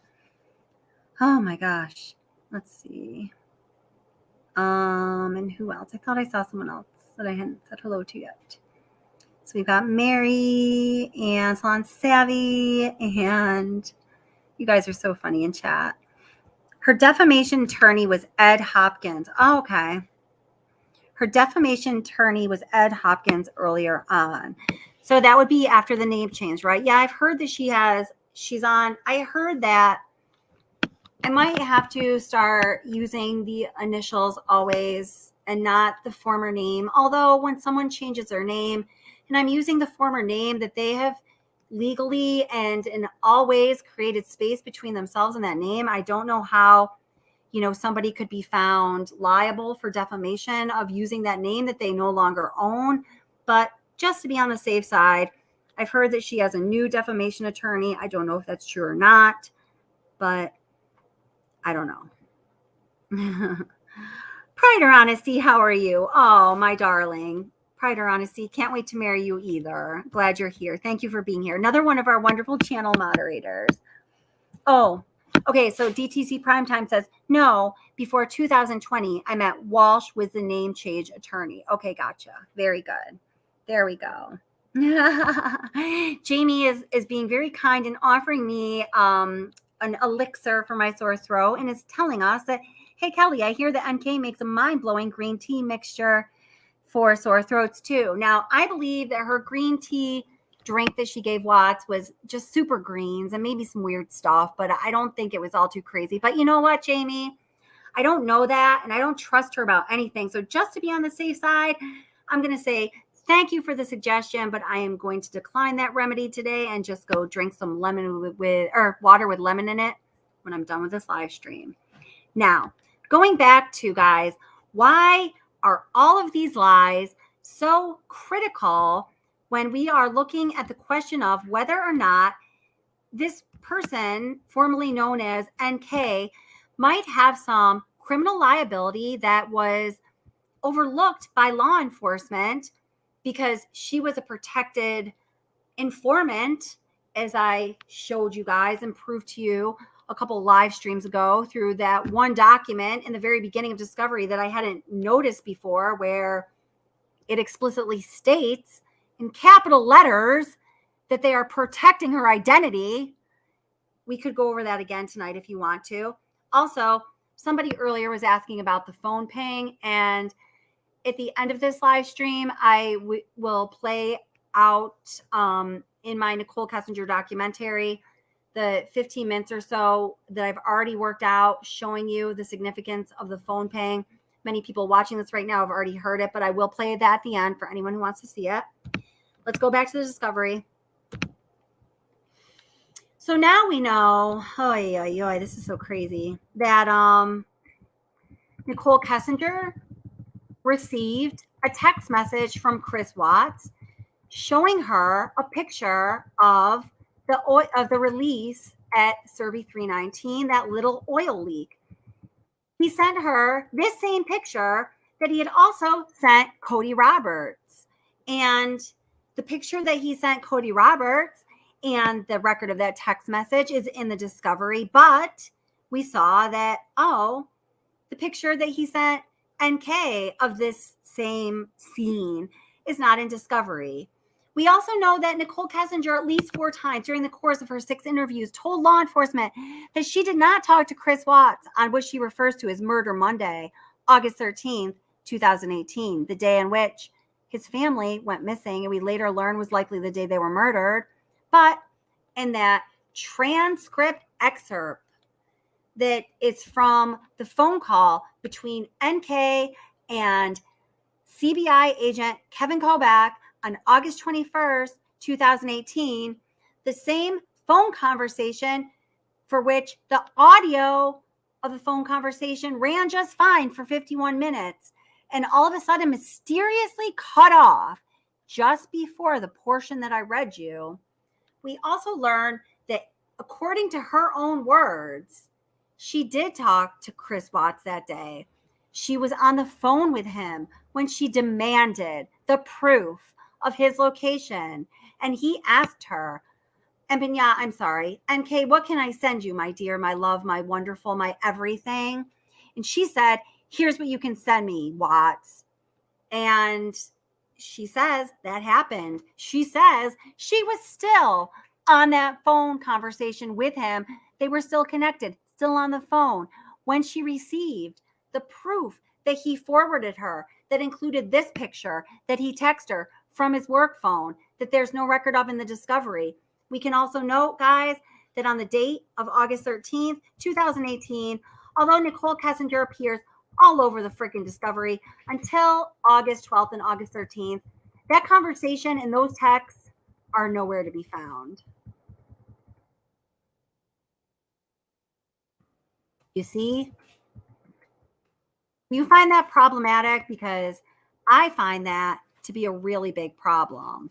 Furthermore, and we have to take what Chris Watts tells us with a grain of salt, that's for sure, because he himself has proven to be a dishonest person time and time again and in the most serious ways. And, I've been trying to post this video, guys. There was a response in part, right, Nancy, to Simcast video that she put out recently that said I was cozying up to a certain creator for subs and views and that I was selling my soul to the devil and yada, yada, yada, and all of this stuff. And that, and that somehow that it was my position that Chris Watts is innocent and Shanann Watts is guilty. Let me be clear. Hopefully I will be able to upload that video after this live stream. That's one of the things I was struggling with technically prior to this live stream. Let me be really clear, folks. Let me be really, really freaking clear. I have never, ever believed that Chris Watts is innocent. I have never said or written or implied anything that would lead one to believe that I think that Chris Watts is innocent. It makes me sick to even hear those words. I believe that Chris Watts is guilty and he is exactly where he should be right now, in prison. Let me be clear about that. Let me also be clear about this.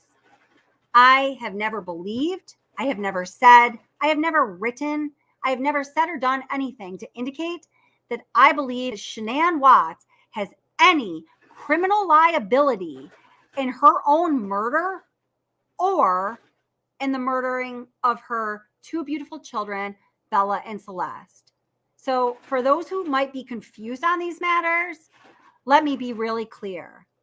Chris Watts is guilty and Shanann Watts is completely innocent, and I have and would never, ever say otherwise. And clearly, I feel very strongly about the matter. It sort of pisses me off that people would go out there and say that I believe anything other than that.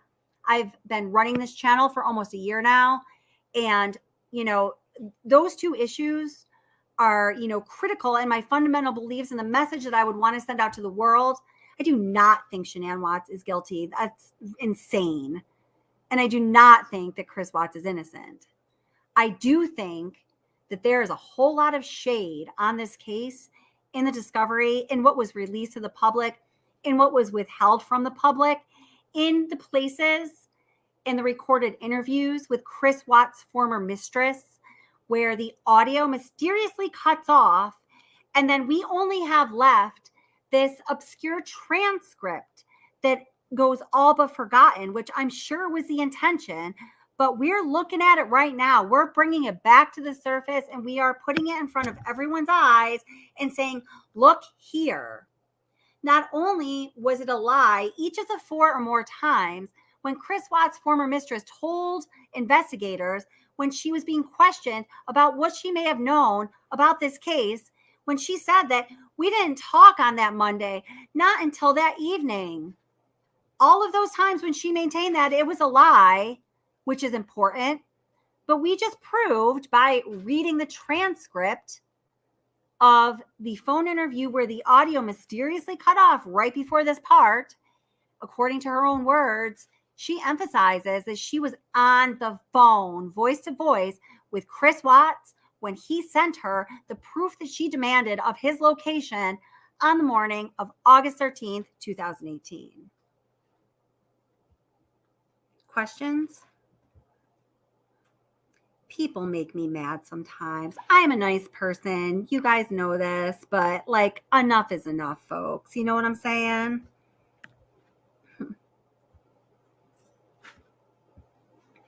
Oi, oi, oi, oi, oi. Let's see. Oh, Sarah, I was just going to invoke you, by the way, because I was reading in the comments. I was kind of reading in the comments as I was giving my theatrical rendition of the NK reading, since we've been deprived of the audio. Somebody was asking, wouldn't it, somebody should look up somehow if it's against, industry protocol to leave an oil leak unattended over an entire weekend, right, Sarah? And Sarah is like our girl that reminds us again and again and again, and she's right. And she always says, in my opinion, and I tell her she can drop the in my opinion, that, if there were a leak of crude oil at a crude oil site, that there would certainly be paperwork of all of that going down, of the reporting of that incident, and then furthermore, paperwork of how it was cleaned up, because it's a really serious thing, right? So Sarah, yeah, I was, when I read that comment and I was thinking, address that comment, but I forgot because I got caught up in this people characterizing my beliefs incorrectly, which makes me mad. If you don't know what my beliefs are, don't take the liberty of speaking to them, because then you just sound stupid. Okay. Right. Anyway, so glad you're here, Sarah. Let's see. Curious Rose says, the phone ping was the final nail in the coffin in my mind, as far as proof that she was most definitely at that house. It's maddening that the R's are so adamant of defending her innocence. It's mind-boggling.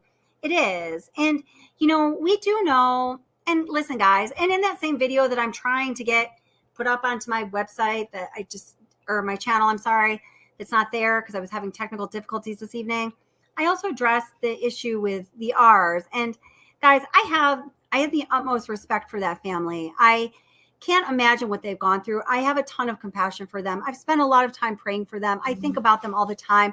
I did not go forth with my content without considering the hearts of those families, the mothers, the fathers, the brothers, the sisters. I think that the R's seem like really good people. I think that the Watts family seem like really good people. I have no mind to hurt any of these people. I don't want that at all. I don't want that at all. If I could stop their pain, I would do it. I don't think it's humanly possible. They've suffered the most tragic loss imaginable, right? But regardless, guys, of whether I am talking about this case or Armchair Detective is or any of the other number of channels, whether we're talking about this on YouTube, and I explain this in this video that hopefully will get put out right after this live stream, the nature of the human mind, and from what I've studied in years and years in psychology and behavioral sciences, is to fixate on things that other human beings do, and especially human beings that they can well relate to, because they see those human beings as having similarities to themselves. Like maybe we're in the same social class, so to speak, or we're all parents, or, people fixate on the most horrendous, egregious, unthinkable, unspeakable acts that people they relate to commit, because the human mind wants to reconcile the things that just don't, line up, the basic question we all ask, how could he have done this? Look at him, how he interacts with those baby girls. It looks like love to me. It looks like he loves those children to me.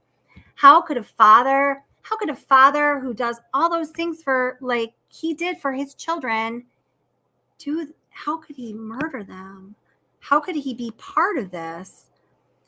Whether we're talking about this on YouTube or not, this case has captured the minds, has captured the psyche of thousands, hundreds of thousands, millions, I don't know, of human beings who are going to continue their fascination with this case and with this unthinkable situation, regardless of what platform we do or do not talk about it on, or we are or are not allowed to talk about it. So, yeah. Yeah, I saw that. Sharon Norris, that same creator, Simcast, who, guys, I really like Simcast, by the way. I've had a really good relationship with her. I've always respected her. And I'm just, it's not just her that my, emphatic, message goes out to. I've heard this from coming down other avenues. It just so happened that she put out a video recently, but I heard that that same creator, Simcast, who I've always really liked and respected, so I don't know what to say about it, also said some very inappropriate things about another creator who is Justin Lee Reacts. Yeah, that's kind of strange. I don't know. Yeah, that's too bad. Because, Simcast is very smart, and I don't know. Oh, I did. Thank you. Mary asked, did you go check Twisted Cindy's the reflections of NK on that truck? Would you guys like to see that? I did see it, and man, I did see it. Holy cow. Oh, that's right. I had emailed DTC earlier about that. Okay, let me find that, okay? No, DTC Primetime says, I personally like Shanann. She was very organized, and I wish I could keep my house that clean all the time. And yeah, I mean, guys, I have put out videos that have questioned some of the interactions Shanann had with her family, the family dynamics. And my point in the videos really was, I'm really against MLMs. I've been a part of 3 different MLMs. I've seen what they can do to ruin a family's finances and a family's good functioning. And I saw that happening in the Watts family, and it's so sad. And it's obviously too late now. My God, I wish I saw those videos in the moment where I could have called Shanann and hugged her and been like, yo, girl, stop, look at yourself, And so I do see these negative things, but I also, and I've always maintained, I talk about and I see really awesome qualities in Shanann. She was exceptional in certain things, just like any other person, man. We suck at some things and we're awesome at some things. Or, sometimes we go through periods where we're working it out and we aren't making right decisions. And sometimes, we should be given an award for our good citizenry or whatever. But yeah, you're right. Give it up, DTC Primetime. I agree with that. Okay, so yeah, the reflection. Okay. So. Ooh. Oh, stop it. Okay. Hello, March Hair. How are you? You should give NA a hug in the MLM talk. You know what? I communicated once with NA before a while ago. I know that she's kind of back on YouTube now. I might reach out for that hug. Yeah. Is she still really involved in it? I'm going to look into that because in one of the MLMs I was involved in, I got to a pretty high level in the MLM. And when I did get to that higher level in the MLM, I was privy to, some things that I wasn't privy to had I been at a lower level or when I was at a lower level. And it's ugly stuff, guys. They're predatory and they target certain people. And I know some of you guys watching, might be part of some MLMs. And as long as you understand that you do not allow them to take total advantage of you and let it go too far, please don't do that. Please don't. Because there is a way that you can work them. The last MLM I got involved in, I understood that they have this front-loaded compensation plan. So you are able to, and you're really set up to have success and making a lot of money right away. And then at some point, the tables turn and you start to lose that money. So I said, you know what? I'm going to work this front loaded portion, and I'm going to stop at the point where things turn against me. And I did that, and I made a few $1,000, and it was an experiment. And it was fine. But just know what you're doing. And, I want people to be well. I don't want these big predatory companies to take advantage of people. All right, let me find this, guys.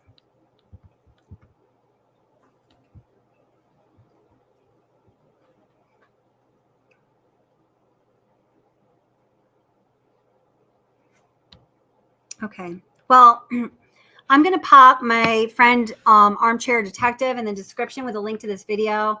I didn't find it on Twisted Cindy's or whatever channel, but I did notice that he put it back in like the intro of his channel. I'm talking about Armchair Detective. Everybody go check out his channel. He puts out a live stream almost every day, and I do support him.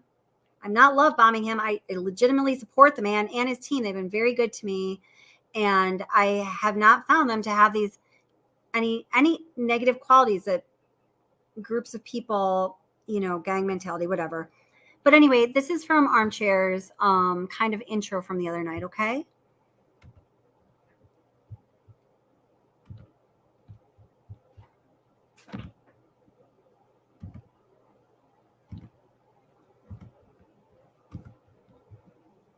Man, I will tell you, you will know if I agree with someone or if I like them or not. If I speak about it, you're going to know where I stand. And if I speak about it, you will know where I stand. And I'm not going to speak about it in ways that are inauthentic or disingenuous or insincere to myself, my own thoughts, or who I am. That's just it's not what I do. And people that say otherwise, I'm sorry, friends, but you got it all wrong. DTC Primetime, we need to talk about the sheets. That's next on my agenda. I've been looking into that the past couple days when I've had some time. Let's talk about that. Okay, so here is the reflection in the side of the truck. I don't know if this, let's see. Helping him. Here, wait. I can turn the video. I'm going to turn the volume down because I didn't ask yet for permission, but. So here, that's, the person walking out of the garage. Now here is the reflection in the side of the truck. Okay, so let me go back a little bit. So you see it appear, and I didn't ask Twisted True Crime Cindy for permission to use her video, Mary. So I'm going to follow up on that, ask her for proper permission, and then see if I can get the full thing. But so what you supposedly see is a woman's reflection on the side of the truck coming into frame and then fading away. And I see it.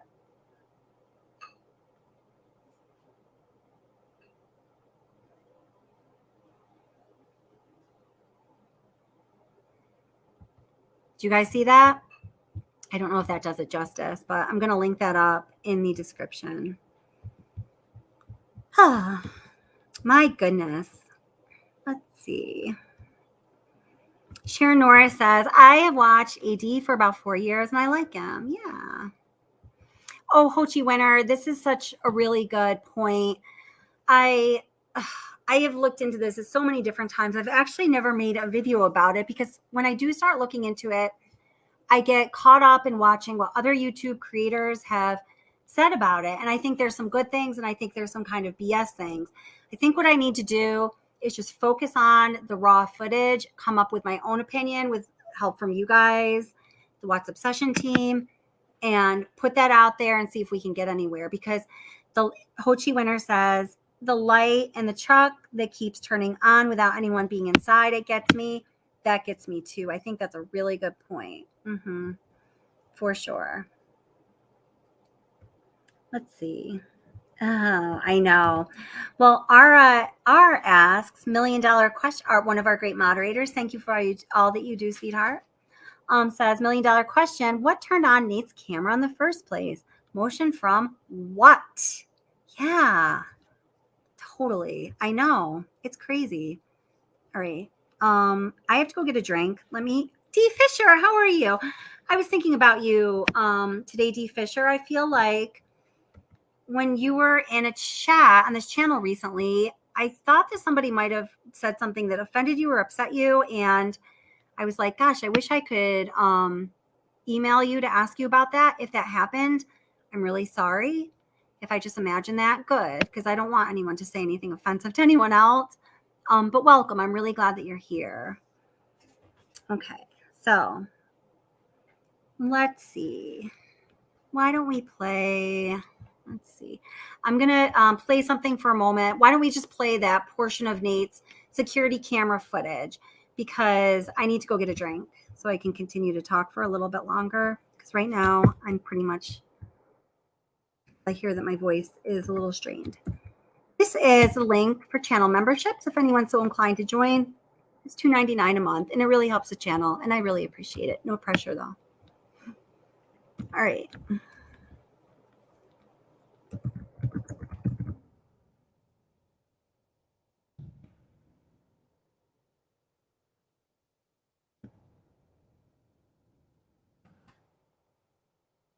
Okay.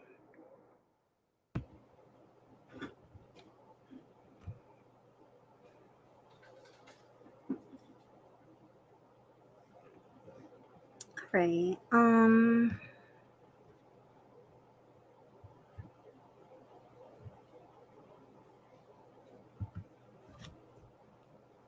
see.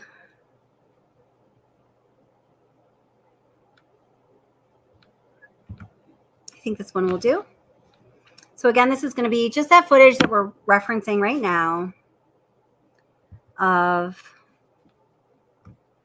you know, somebody walking out of the garage. And yep, this is it. Okay, let me share it with you guys. Here we go. See what you make of this.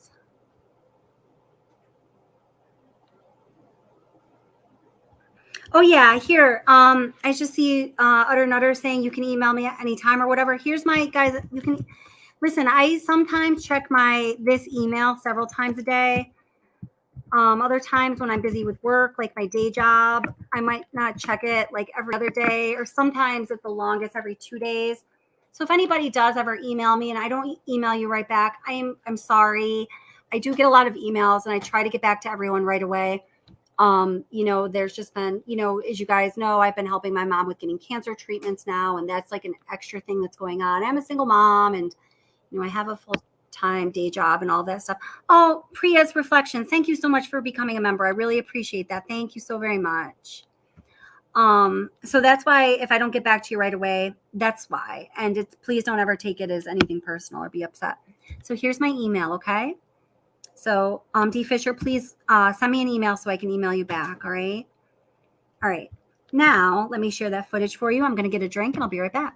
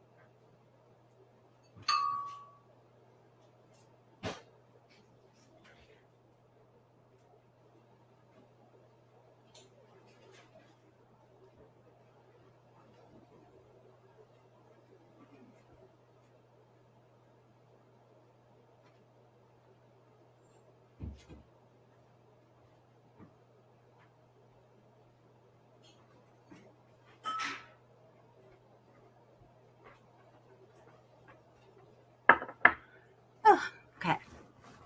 So, oops. All right. Oh, wait, let me make sure my hands are dry so I don't screw up my little mouse pad here. All right. So, yeah, I do think, there are definitely curious things to look into in that footage. And I mean, here's the thing. All of these things that we are talking about here. Welcome, Alice. Hi, glad you're here. Welcome to the channel. Well, all of these things that we're talking about here on this channel and that other reputable and respectable creators talk about on other channels, there's a lot to be discussed. What? There are clearly a lot of issues. Well, let me just block this, whatever that is. Hold it and delete. Okay. All right. Yeah, weird. Go away. Okay.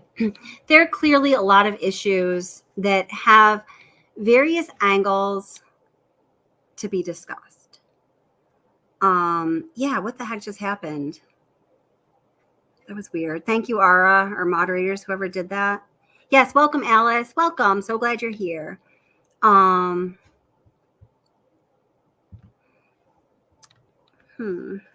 Sorry, I just got a little distracted trying to block that, whatever that was.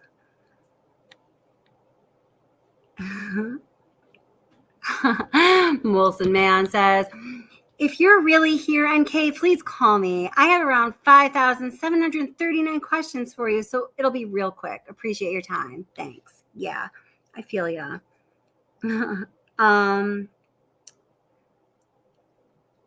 You know what? Okay, so Mary says, does anyone here believe in tarot card reading? I suggest you check out Tarot Cards for the Soul.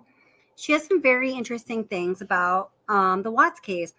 I have heard that before. I've seen a couple little things, and I agree. I give some belief to those kinds of things. Not everyone who says they're a tarot card reader, but the people that actually are in touch with, the energy of the tarot cards. And I do think there's something to it. Maybe I'm wrong, but I'm not going to shut it down. Oh, well, Ara just says, okay, I don't mess with tarot card reading. Doesn't bring good energy into your life. I advise against it personally. So see, there's some different perspectives. I don't know. I don't have all the answers, but yeah, I can see that perspective, Ara. Thank you. Yeah. Oh boy. So where were we? Does anyone have any questions, or would anyone, it's getting pretty late. Would anyone like to come up on panel? Does anyone have any questions?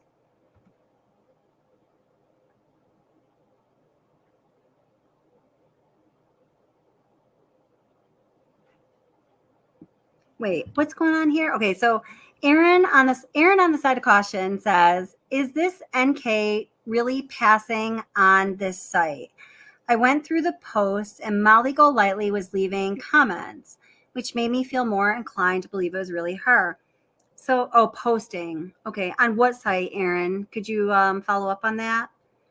I may have missed something there. But I'm very interested in what you're talking about. Let's see. Yes, guys, do. Please smash the like button. It's a way to help out the channel. Easy breezy. Click, click, click. Come back. Let's see.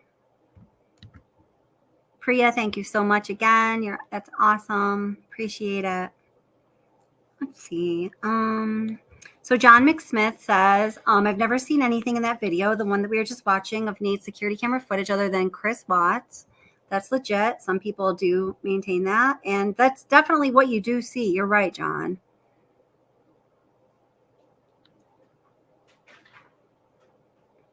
Yeah, I'll be looking for your email, AD. I just read AD.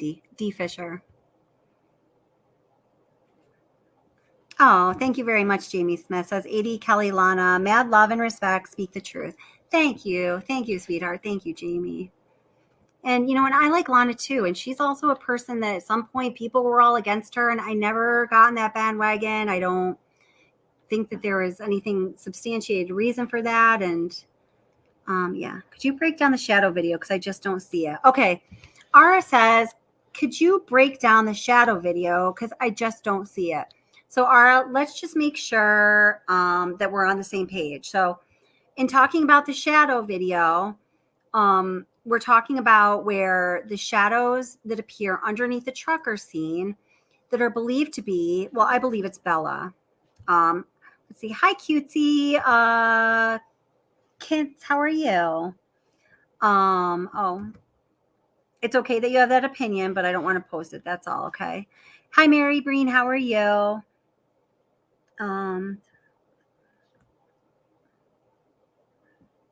Yeah, he does have a look on his face. I do see that too. Oh, and Molson Man says, and I echo this thought real quick. Thank you all for not entertaining drama here. Nice and refreshing compared to other places around. Yes, we're just not going to do that. Like, somebody just stated an opinion about one of the families, and that's okay to have that opinion. I just don't want to put it up, like pin it, I know, John McSmith. I swallowed my words as I said them. John McSmith is all glowing because I said he's right. Yes. You're right. You do see Chris Watts in that video. You are right, John. I mean, savor the moment because it might not ever happen again. That's for sure. Okay. Oh, cool. Awesome. Okay. Wait a minute, because DTC Primetime may have saved the day. She sent us, I think, what we might be looking for here. Let's see. And then Ara, I didn't forget your requests either. If I can't get to everything tonight, we will got an agenda for the next few live streams. The sheets is on there. Now let me I have to make sure I can sign into that email account while I'm on with you guys. Let me check it out. I think I can. Let me try.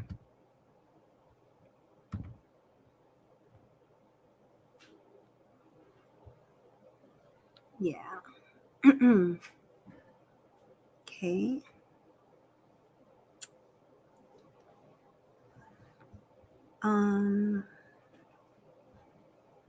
Okay. Yeah, right. You did send it to me. Oh my gosh. Doing, doing, doing, doing. And I looked at this earlier. This is crazy. How did I forget about that? Okay. All right. Oh, thank you. TTC Primetime. I looked at this stinking email earlier too. I can't believe I forgot that it was in my inbox. Jeepers creepers.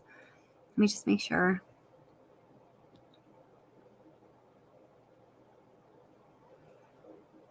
Okay. Is this from AD's channel? Okay, so again, I'm going to link this. When I'm done, I'm going to link this in the description because this is also from AD's channel. Thank you, AD, friend of our channel here. So let's see. I'm going to even turn. Okay, I'm just going to play this, and I thank him, and I do believe that he'll be okay with it. Here, it's just what's got to happen. Because I'm not going to use Twisted True Crime Cindy's, that's for sure. I don't know her. Okay. All right. So, all right. Let me share this with you guys.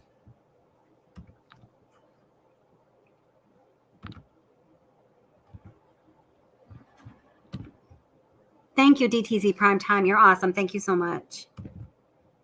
We owe it all to her. All right. Let me enhance this. And all right, here we go. So what we're looking at, guys, is the reflection in the side of the truck. And I mean, guys, it is compelling. I don't see a lot of the things that people see, but here, you find out for yourself. Watch it over and over. Watch it 100 times if you want. Here we go. This is the other person coming out. There she is, a female, bends down to the child. Did you see that? Now, you've got to be quick. This is a fraction of a second before Chris comes out with the can. There she is. There she is, perfectly featured. I think you can see a woman in the reflection of the truck. I say it's a reflection of the truck because you see the black wheel arch. Just above that is the truck. And you see the woman's face in the reflection of the truck. You can see the truck through her face. So she's in the garage, bending down to pick up the child that you'll see in a minute. There is a perfect show of the female that bends down and picks up the child you see in the top corner. Now, there is a child here in a white top just in front of this female. Now, you see her? Surely you do. All right. I mean, I really, do you guys see it? I see that. Let's see, what timestamp? Let's see. I'm not sure what we're asking about here. Well, it's 3:14 of this particular video. And the video that that we're watching here, I'll go back so we can all watch that again. It's Armchair Detectives. It's on his blue channel, guys. Chris Watts, and it is Chris Watts had a female accomplice proof, AD, and he got this from Twisted True Crime Cindy. So it's on her channel as well, guys, okay? So I'm going to go back and play it again. Here we go. This is the other person coming out. There she is, a female, bends down to the child. Did you see that? Now you've got to be quick. This is a fraction of a second before Chris comes out with the can. There she is. There she is, perfectly featured. I think you can see a woman in the reflection of the truck. I say it's a reflection of the truck because you see the black wheel arch just above that is the truck, and you see the woman's face in the reflection of the truck. You can see the truck through her face. So she's in the garage, bending down to pick up the child that you'll see in a minute. There is a perfect show of the female that bends down and picks up the child you see in the top corner. Now there is a child here in a white top, just in front of this female. Now you see her? Surely you do. Adjust your eyes. I'll do it in a different color. Here she comes. Here she comes now. You'll see her face and her hairline. There she is, face and hair. There's a high ponytail that drops down over her back. I really see that. Now, RR and whoever else feels disappointed if you don't see it, I really see it in the black and white. I haven't worked with this at all, so please give me a little bit. Let me get all the proper permissions.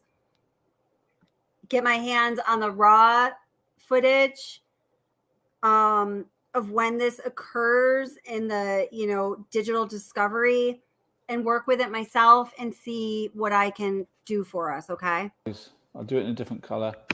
Here she comes. Here she comes now. You'll see her face and her hairline. There she is, face and hair. Oh yeah. I mean, you guys, face and hair. I really see that. Wow. DTC Primetime. You were right. Yeah. I really see that. Do you see that, John McSmith? I think I already know the answer, but Melissa Mann says, DTC Primetime, you deserve a channel. Yes, she deserves a world, but I just like her being my girl. Yeah, so I'll work that up, okay? Let's see. Mrs. Laramie says, I always see the woman, but I never see the child AD says is there. I don't see the child in there that either, but again, I've only looked at this very little. If you can see it, Kelly, will you point it out? I do not see it right now, but like I said, guys, I've barely looked at this video. I saw DTC Primetime emailed it to me earlier. I looked at it while I was running around doing other things. I said, whoa. And then I watched it again with you guys, and that's really all I've seen of it. This video, somehow this is one of those things that just has escaped my radar. Now, RR was also asking about, the portion of Nate's security camera footage where you see the shadow that, I believe and a lot of other people believe is one of the children. I believe it's Bella running underneath. Let me see if I can find that really quick. And then I think we're going to call it a wrap, and we will continue either tomorrow night or Tuesday night with another live stream. Here.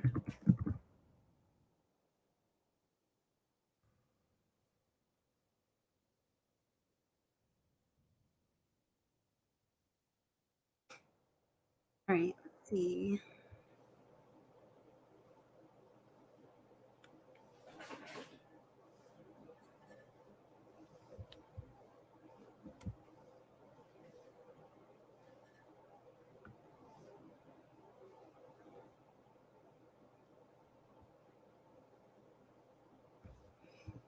Just give me one moment here. I want to find this in my own file so I'm not infringing on anyone else's material, okay?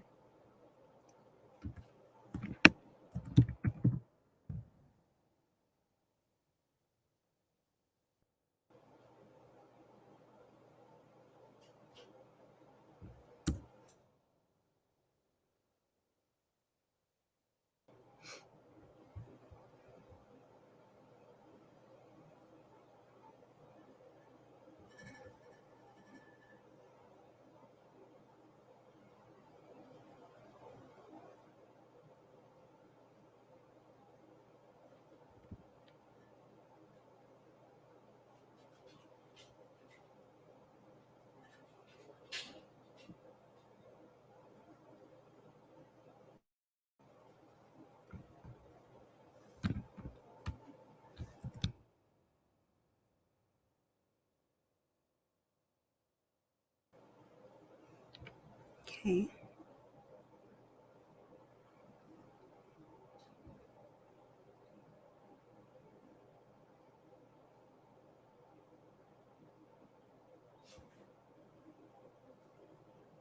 Okay, so I have a file that has all of the body cam footage. It's 3 hours and 47 minutes long. But I know exactly where the neighbor Nate's is. Let me just download, or not download it, but whatever, open it. Okay, here we go. Easy. All right. So guys, this is the raw footage. This is the raw digital Discovery footage, straight from Discovery to me to you. So nothing has been like touched otherwise, okay?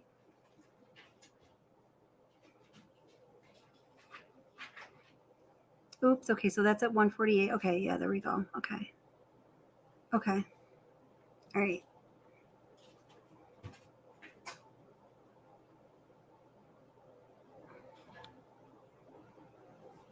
Okay, hold it.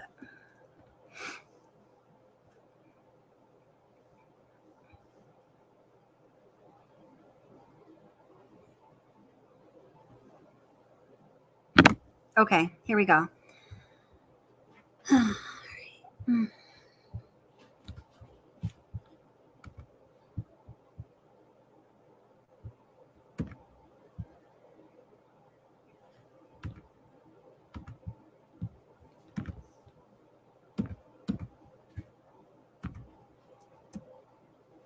Okay.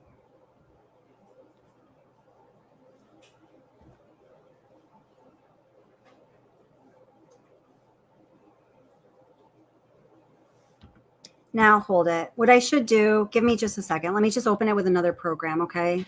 Because I can then zoom in. So just give me 1 sec here. Sorry.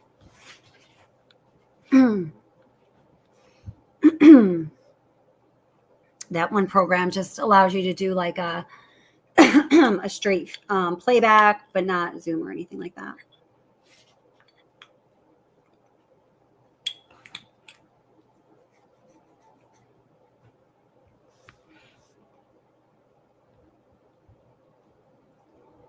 All right, here we go.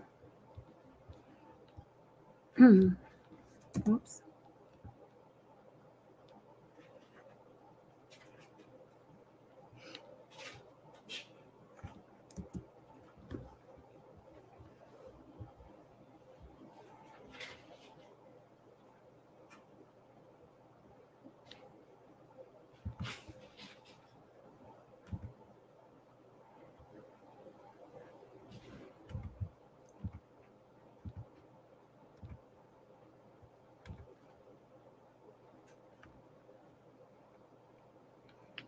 Okay, and just will be about 30 seconds. I could put it up. Oops, let me take the comments off the screen.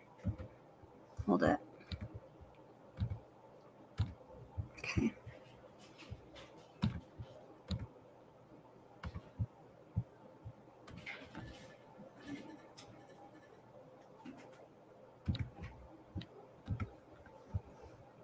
Okay.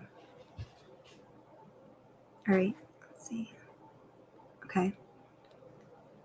So it's going to do, let's see. It's going to show the 148 footage, and then it's going to go to the 517 footage. So just a sec here, okay? Oops. There we go. All right, so obviously this is Shanann walking into the house, clearly. The file, the video is so long, I can't just like fast forward in a micro bit. I don't know. Okay, here we go.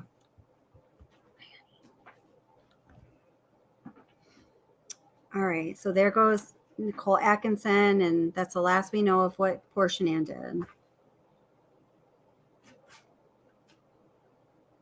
Okay, so now this is the 148 video, obviously.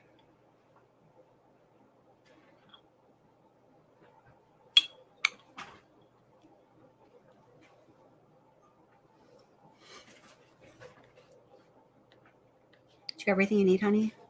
Okay. And then here's the footage. And now I know I wanted to zoom in on it. I almost forgot what I was trying to do here. All right.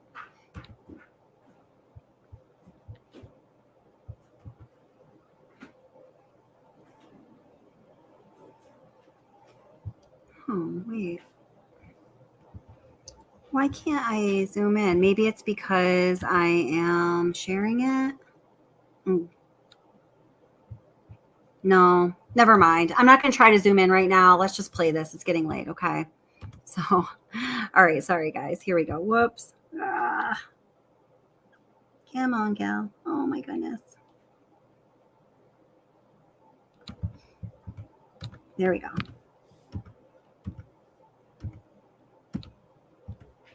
Okay, here we go.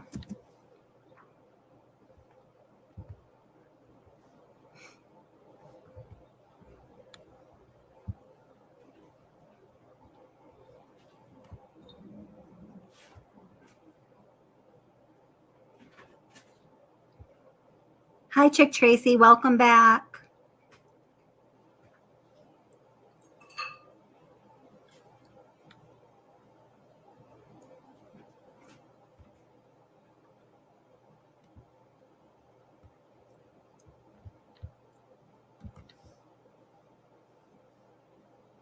So there's the person walking out. Now, specifically, I know that Ara wanted to see about the shadows underneath the truck. I can't remember where that is. We're just kind of winging it here, guys. I can't remember the timestamp for that. Does anyone know? Let me look at it. Let me see if I can look it up.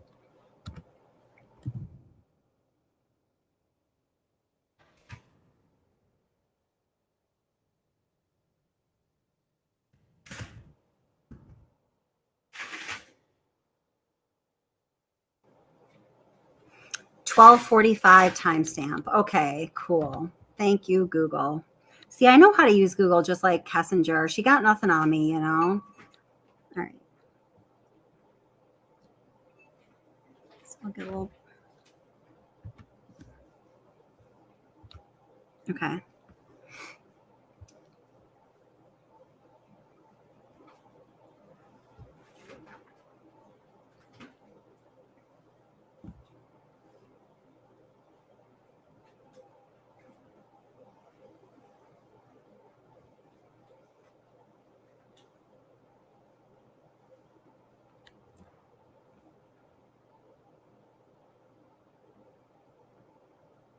Wait a minute. I know what I can do to look at it closer. Hold it. Oh, maybe not. A second.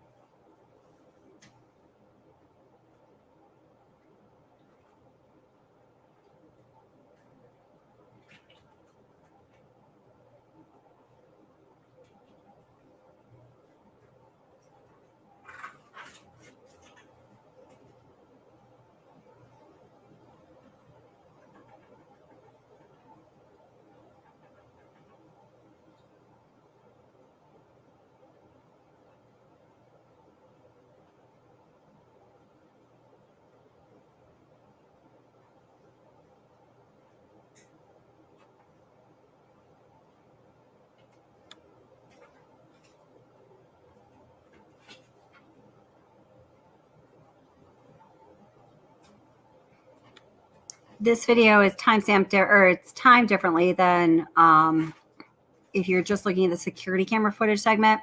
So I'm just going to wait until I see that one little portion. I'm going to grab it, and then RR and whoever else, what I'm going to have to do is just work with it tomorrow or whatever. I will on the next live stream go over this again, but I clearly need to be able to zoom in on the relevant section, which I just am not able to do right now. I don't know if it's because I'm sharing it live or what, but I just can't.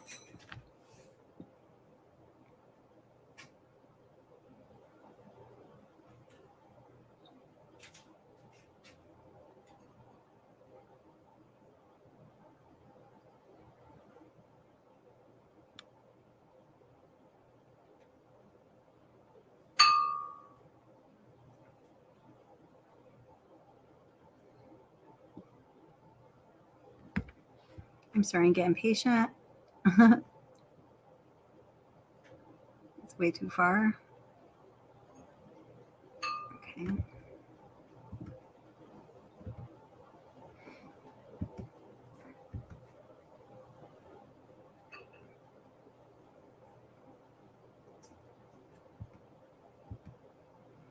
Let me just see where we are relative to the end. Okay.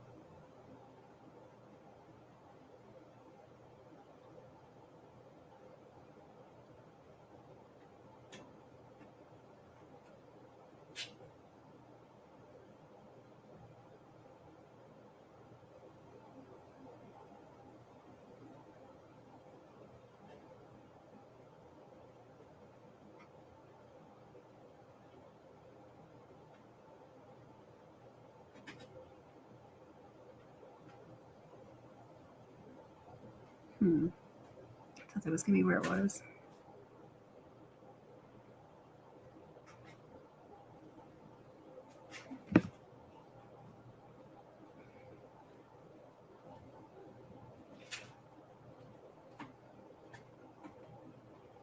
Oops.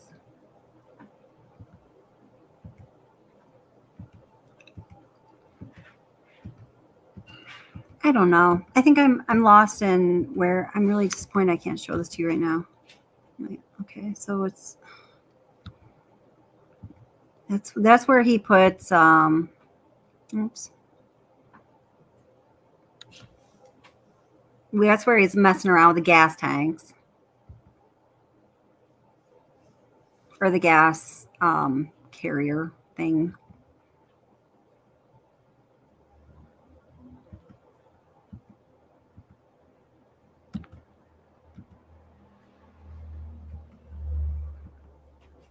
What I'm looking for is I know that the one light in the cab of the truck is on when this happens.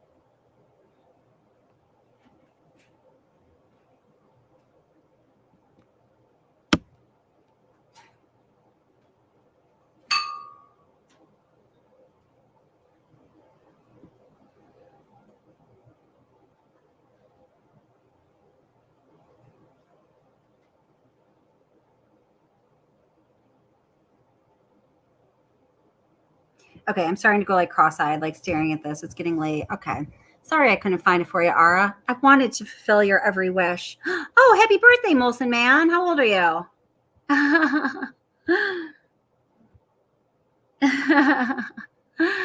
Oh, happy birthday. Let's sing happy birthday to Molson Man. Everybody ready? Awesome. Happy birthday to you. Happy birthday to you. Happy birthday, dear Molson Man. Happy birthday to you. Woo! Excuse me. Okay, listen. So, noted. Ara, we're going to take a closer look at that shadow footage so I can show it to you in a very detailed manner and explain as I'm going along when I'm prepared. We're going to take a look at the reflection in the side of the truck. And so then what I'm just going to close out with this evening was something was asked for about, not for, a couple times earlier on was the ping sitch. So I'm going to play with you part of my NK documentary part 1, since I've already worked it out and I'm getting tired and don't even know if I could explain it properly again. And then I'm just going to close out with that because it's midnight here, guys. And happy Monday, everybody. Woo! All right. And everybody, you have my email, wattsobsession@gmail.com. I'll put it in the chat again if you need anything. If anything is, if you're having any issues, and I don't know, just feel free to email me. I will get back to you. Again, if I don't get back to you immediately, I do apologize for that. Please don't ever take it personally. Okay? All right. So let me get to the spot. You done, honey?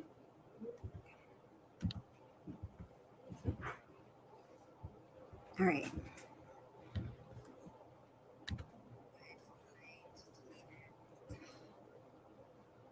So let's get to, okay.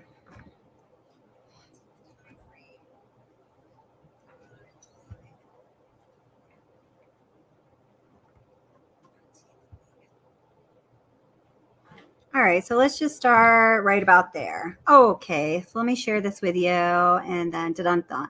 And if anyone is leaving now, have a good night, guys. Thank you for being here. Thank you so much, moderators. You guys are awesome. Thank you to everyone in chat. And, you know, for everyone who supports the channel or is just checking in to say hi, I appreciate all of you.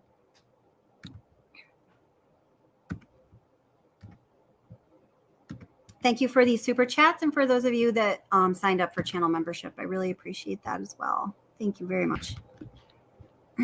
Okay. From July 13th to August 13th, we see that Nicole Kessinger's phone pinged in Frederick, Colorado, a total of 3 times in that time period. We also have a record that her phone pinged in Frederick, Colorado on July 4th, which I'm just going to set that to the side for now because it's not within that Thank July you for subscribing, 13th to Alice. August 13th timeframe I'm talking about. But she and Chris Watts both acknowledged that she was in Frederick, Colorado on July 4th. So when we're looking at the 3 Frederick, Colorado pings in that July 13th to August 13th timeframe, one was on July 4th. And Sarah Latte will definitely take a look at that channel you mentioned. And by the way, I just want to say I don't mind when people shout out to other channels on my channel if you're being genuine and not like obnoxious about it. Like you've come over to like take over my live stream to talk, that's totally fine. It's all good. We're all working together. It's cool. Thank you, Sarah. 14th. And this is also a day that Chris Watts and Nicole Kessinger both agree that she was in Frederick, Colorado. Now, in my opinion, July 14th was an absolutely pivotal day in this case. And I believe this is the day when Chris Watts started putting the plan into motion. This was the day when, after one of their outings, I believe they went to the Mustang Museum, they went back to Chris Watts' house. And on this day, Nicole Kessinger claims that the dog Dieter strong-armed her into going upstairs where she saw a picture of Shanann and one of the girls. And she claims on that day, she started questioning Chris as to why he's not staying with his wife. She even went so far as to assert that she encouraged him, starting on this day, to stay with his wife. Now, one of my favorite comments that people leave on my channel said no side piece ever. I really do agree with that. The other time, or the second time of the third, when we're talking about the pings on Nicole Kessinger's cell phone in Frederick, Colorado, from July 13th to August 13th, is on July 18th. Now, this ping was actually initiated from Chris Watts' phone. He was also in Frederick, Colorado on that day, and he was calling Nicole Kessinger. I think she was kind of like, hanging around there. There was some story told about getting touch-up paint for her car that was perhaps picked up on that day. So of all of the pings from Nicole Kessinger's cell phone from July 14th to August 13th, the third time that she pinged in Frederick, Colorado was on the morning of August 13th at 6:16 a.m. This is a critical time because this would be right around the time, a little bit after the time that Chris Watts left his driveway after we saw, based on the security camera footage from neighbor Nate's security camera, that he had been packing his car for about half an hour, and then he took off heading to Survey 319, where later that week, the bodies of his beautiful wife, Shanann, 15 weeks pregnant, his daughter, Bella, and his daughter, Cece, were found. Now, these pings happened. They were real. This issue has been put to rest, and I'm showing you the evidence right here on this video. So guys, please, please take a look at everything that is available. Think for yourself, and don't ever just believe one source when it comes to critical information regarding this case or any other. You always have to ask yourself, who has an agenda? And what exactly is that agenda? You know what I'm saying? In case you still have any doubt regarding the phone ping, I'm going to break it down a little more for you to show you exactly why Nicole Kessinger's phone ping in Frederick, Colorado at 6:16 on August 13th means that she was right near 2825 Saratoga Trail, the residence of the Watts family. Okay, so here we have Saratoga Trail, then we have where the Frederick Tower was. These two locations are very close. Now, guys, I want you to know that I was able to get the record and maps of the towers at the time of this tragedy in August 13th, 2018. And the towers that I have depicted on my visuals are towers that service Verizon, which was a carrier Kessinger was using. Okay, so down here where the little red marker is, that's Kessinger's residence. So her route to work up in Platteville is as shown over to the right up to Platteville. Takes a total of 33 minutes. You'll see right about in the middle of that map, you'll see Frederick, okay? Now what we're doing, guys, is we're zooming in to this full route, 33-minute route map, okay?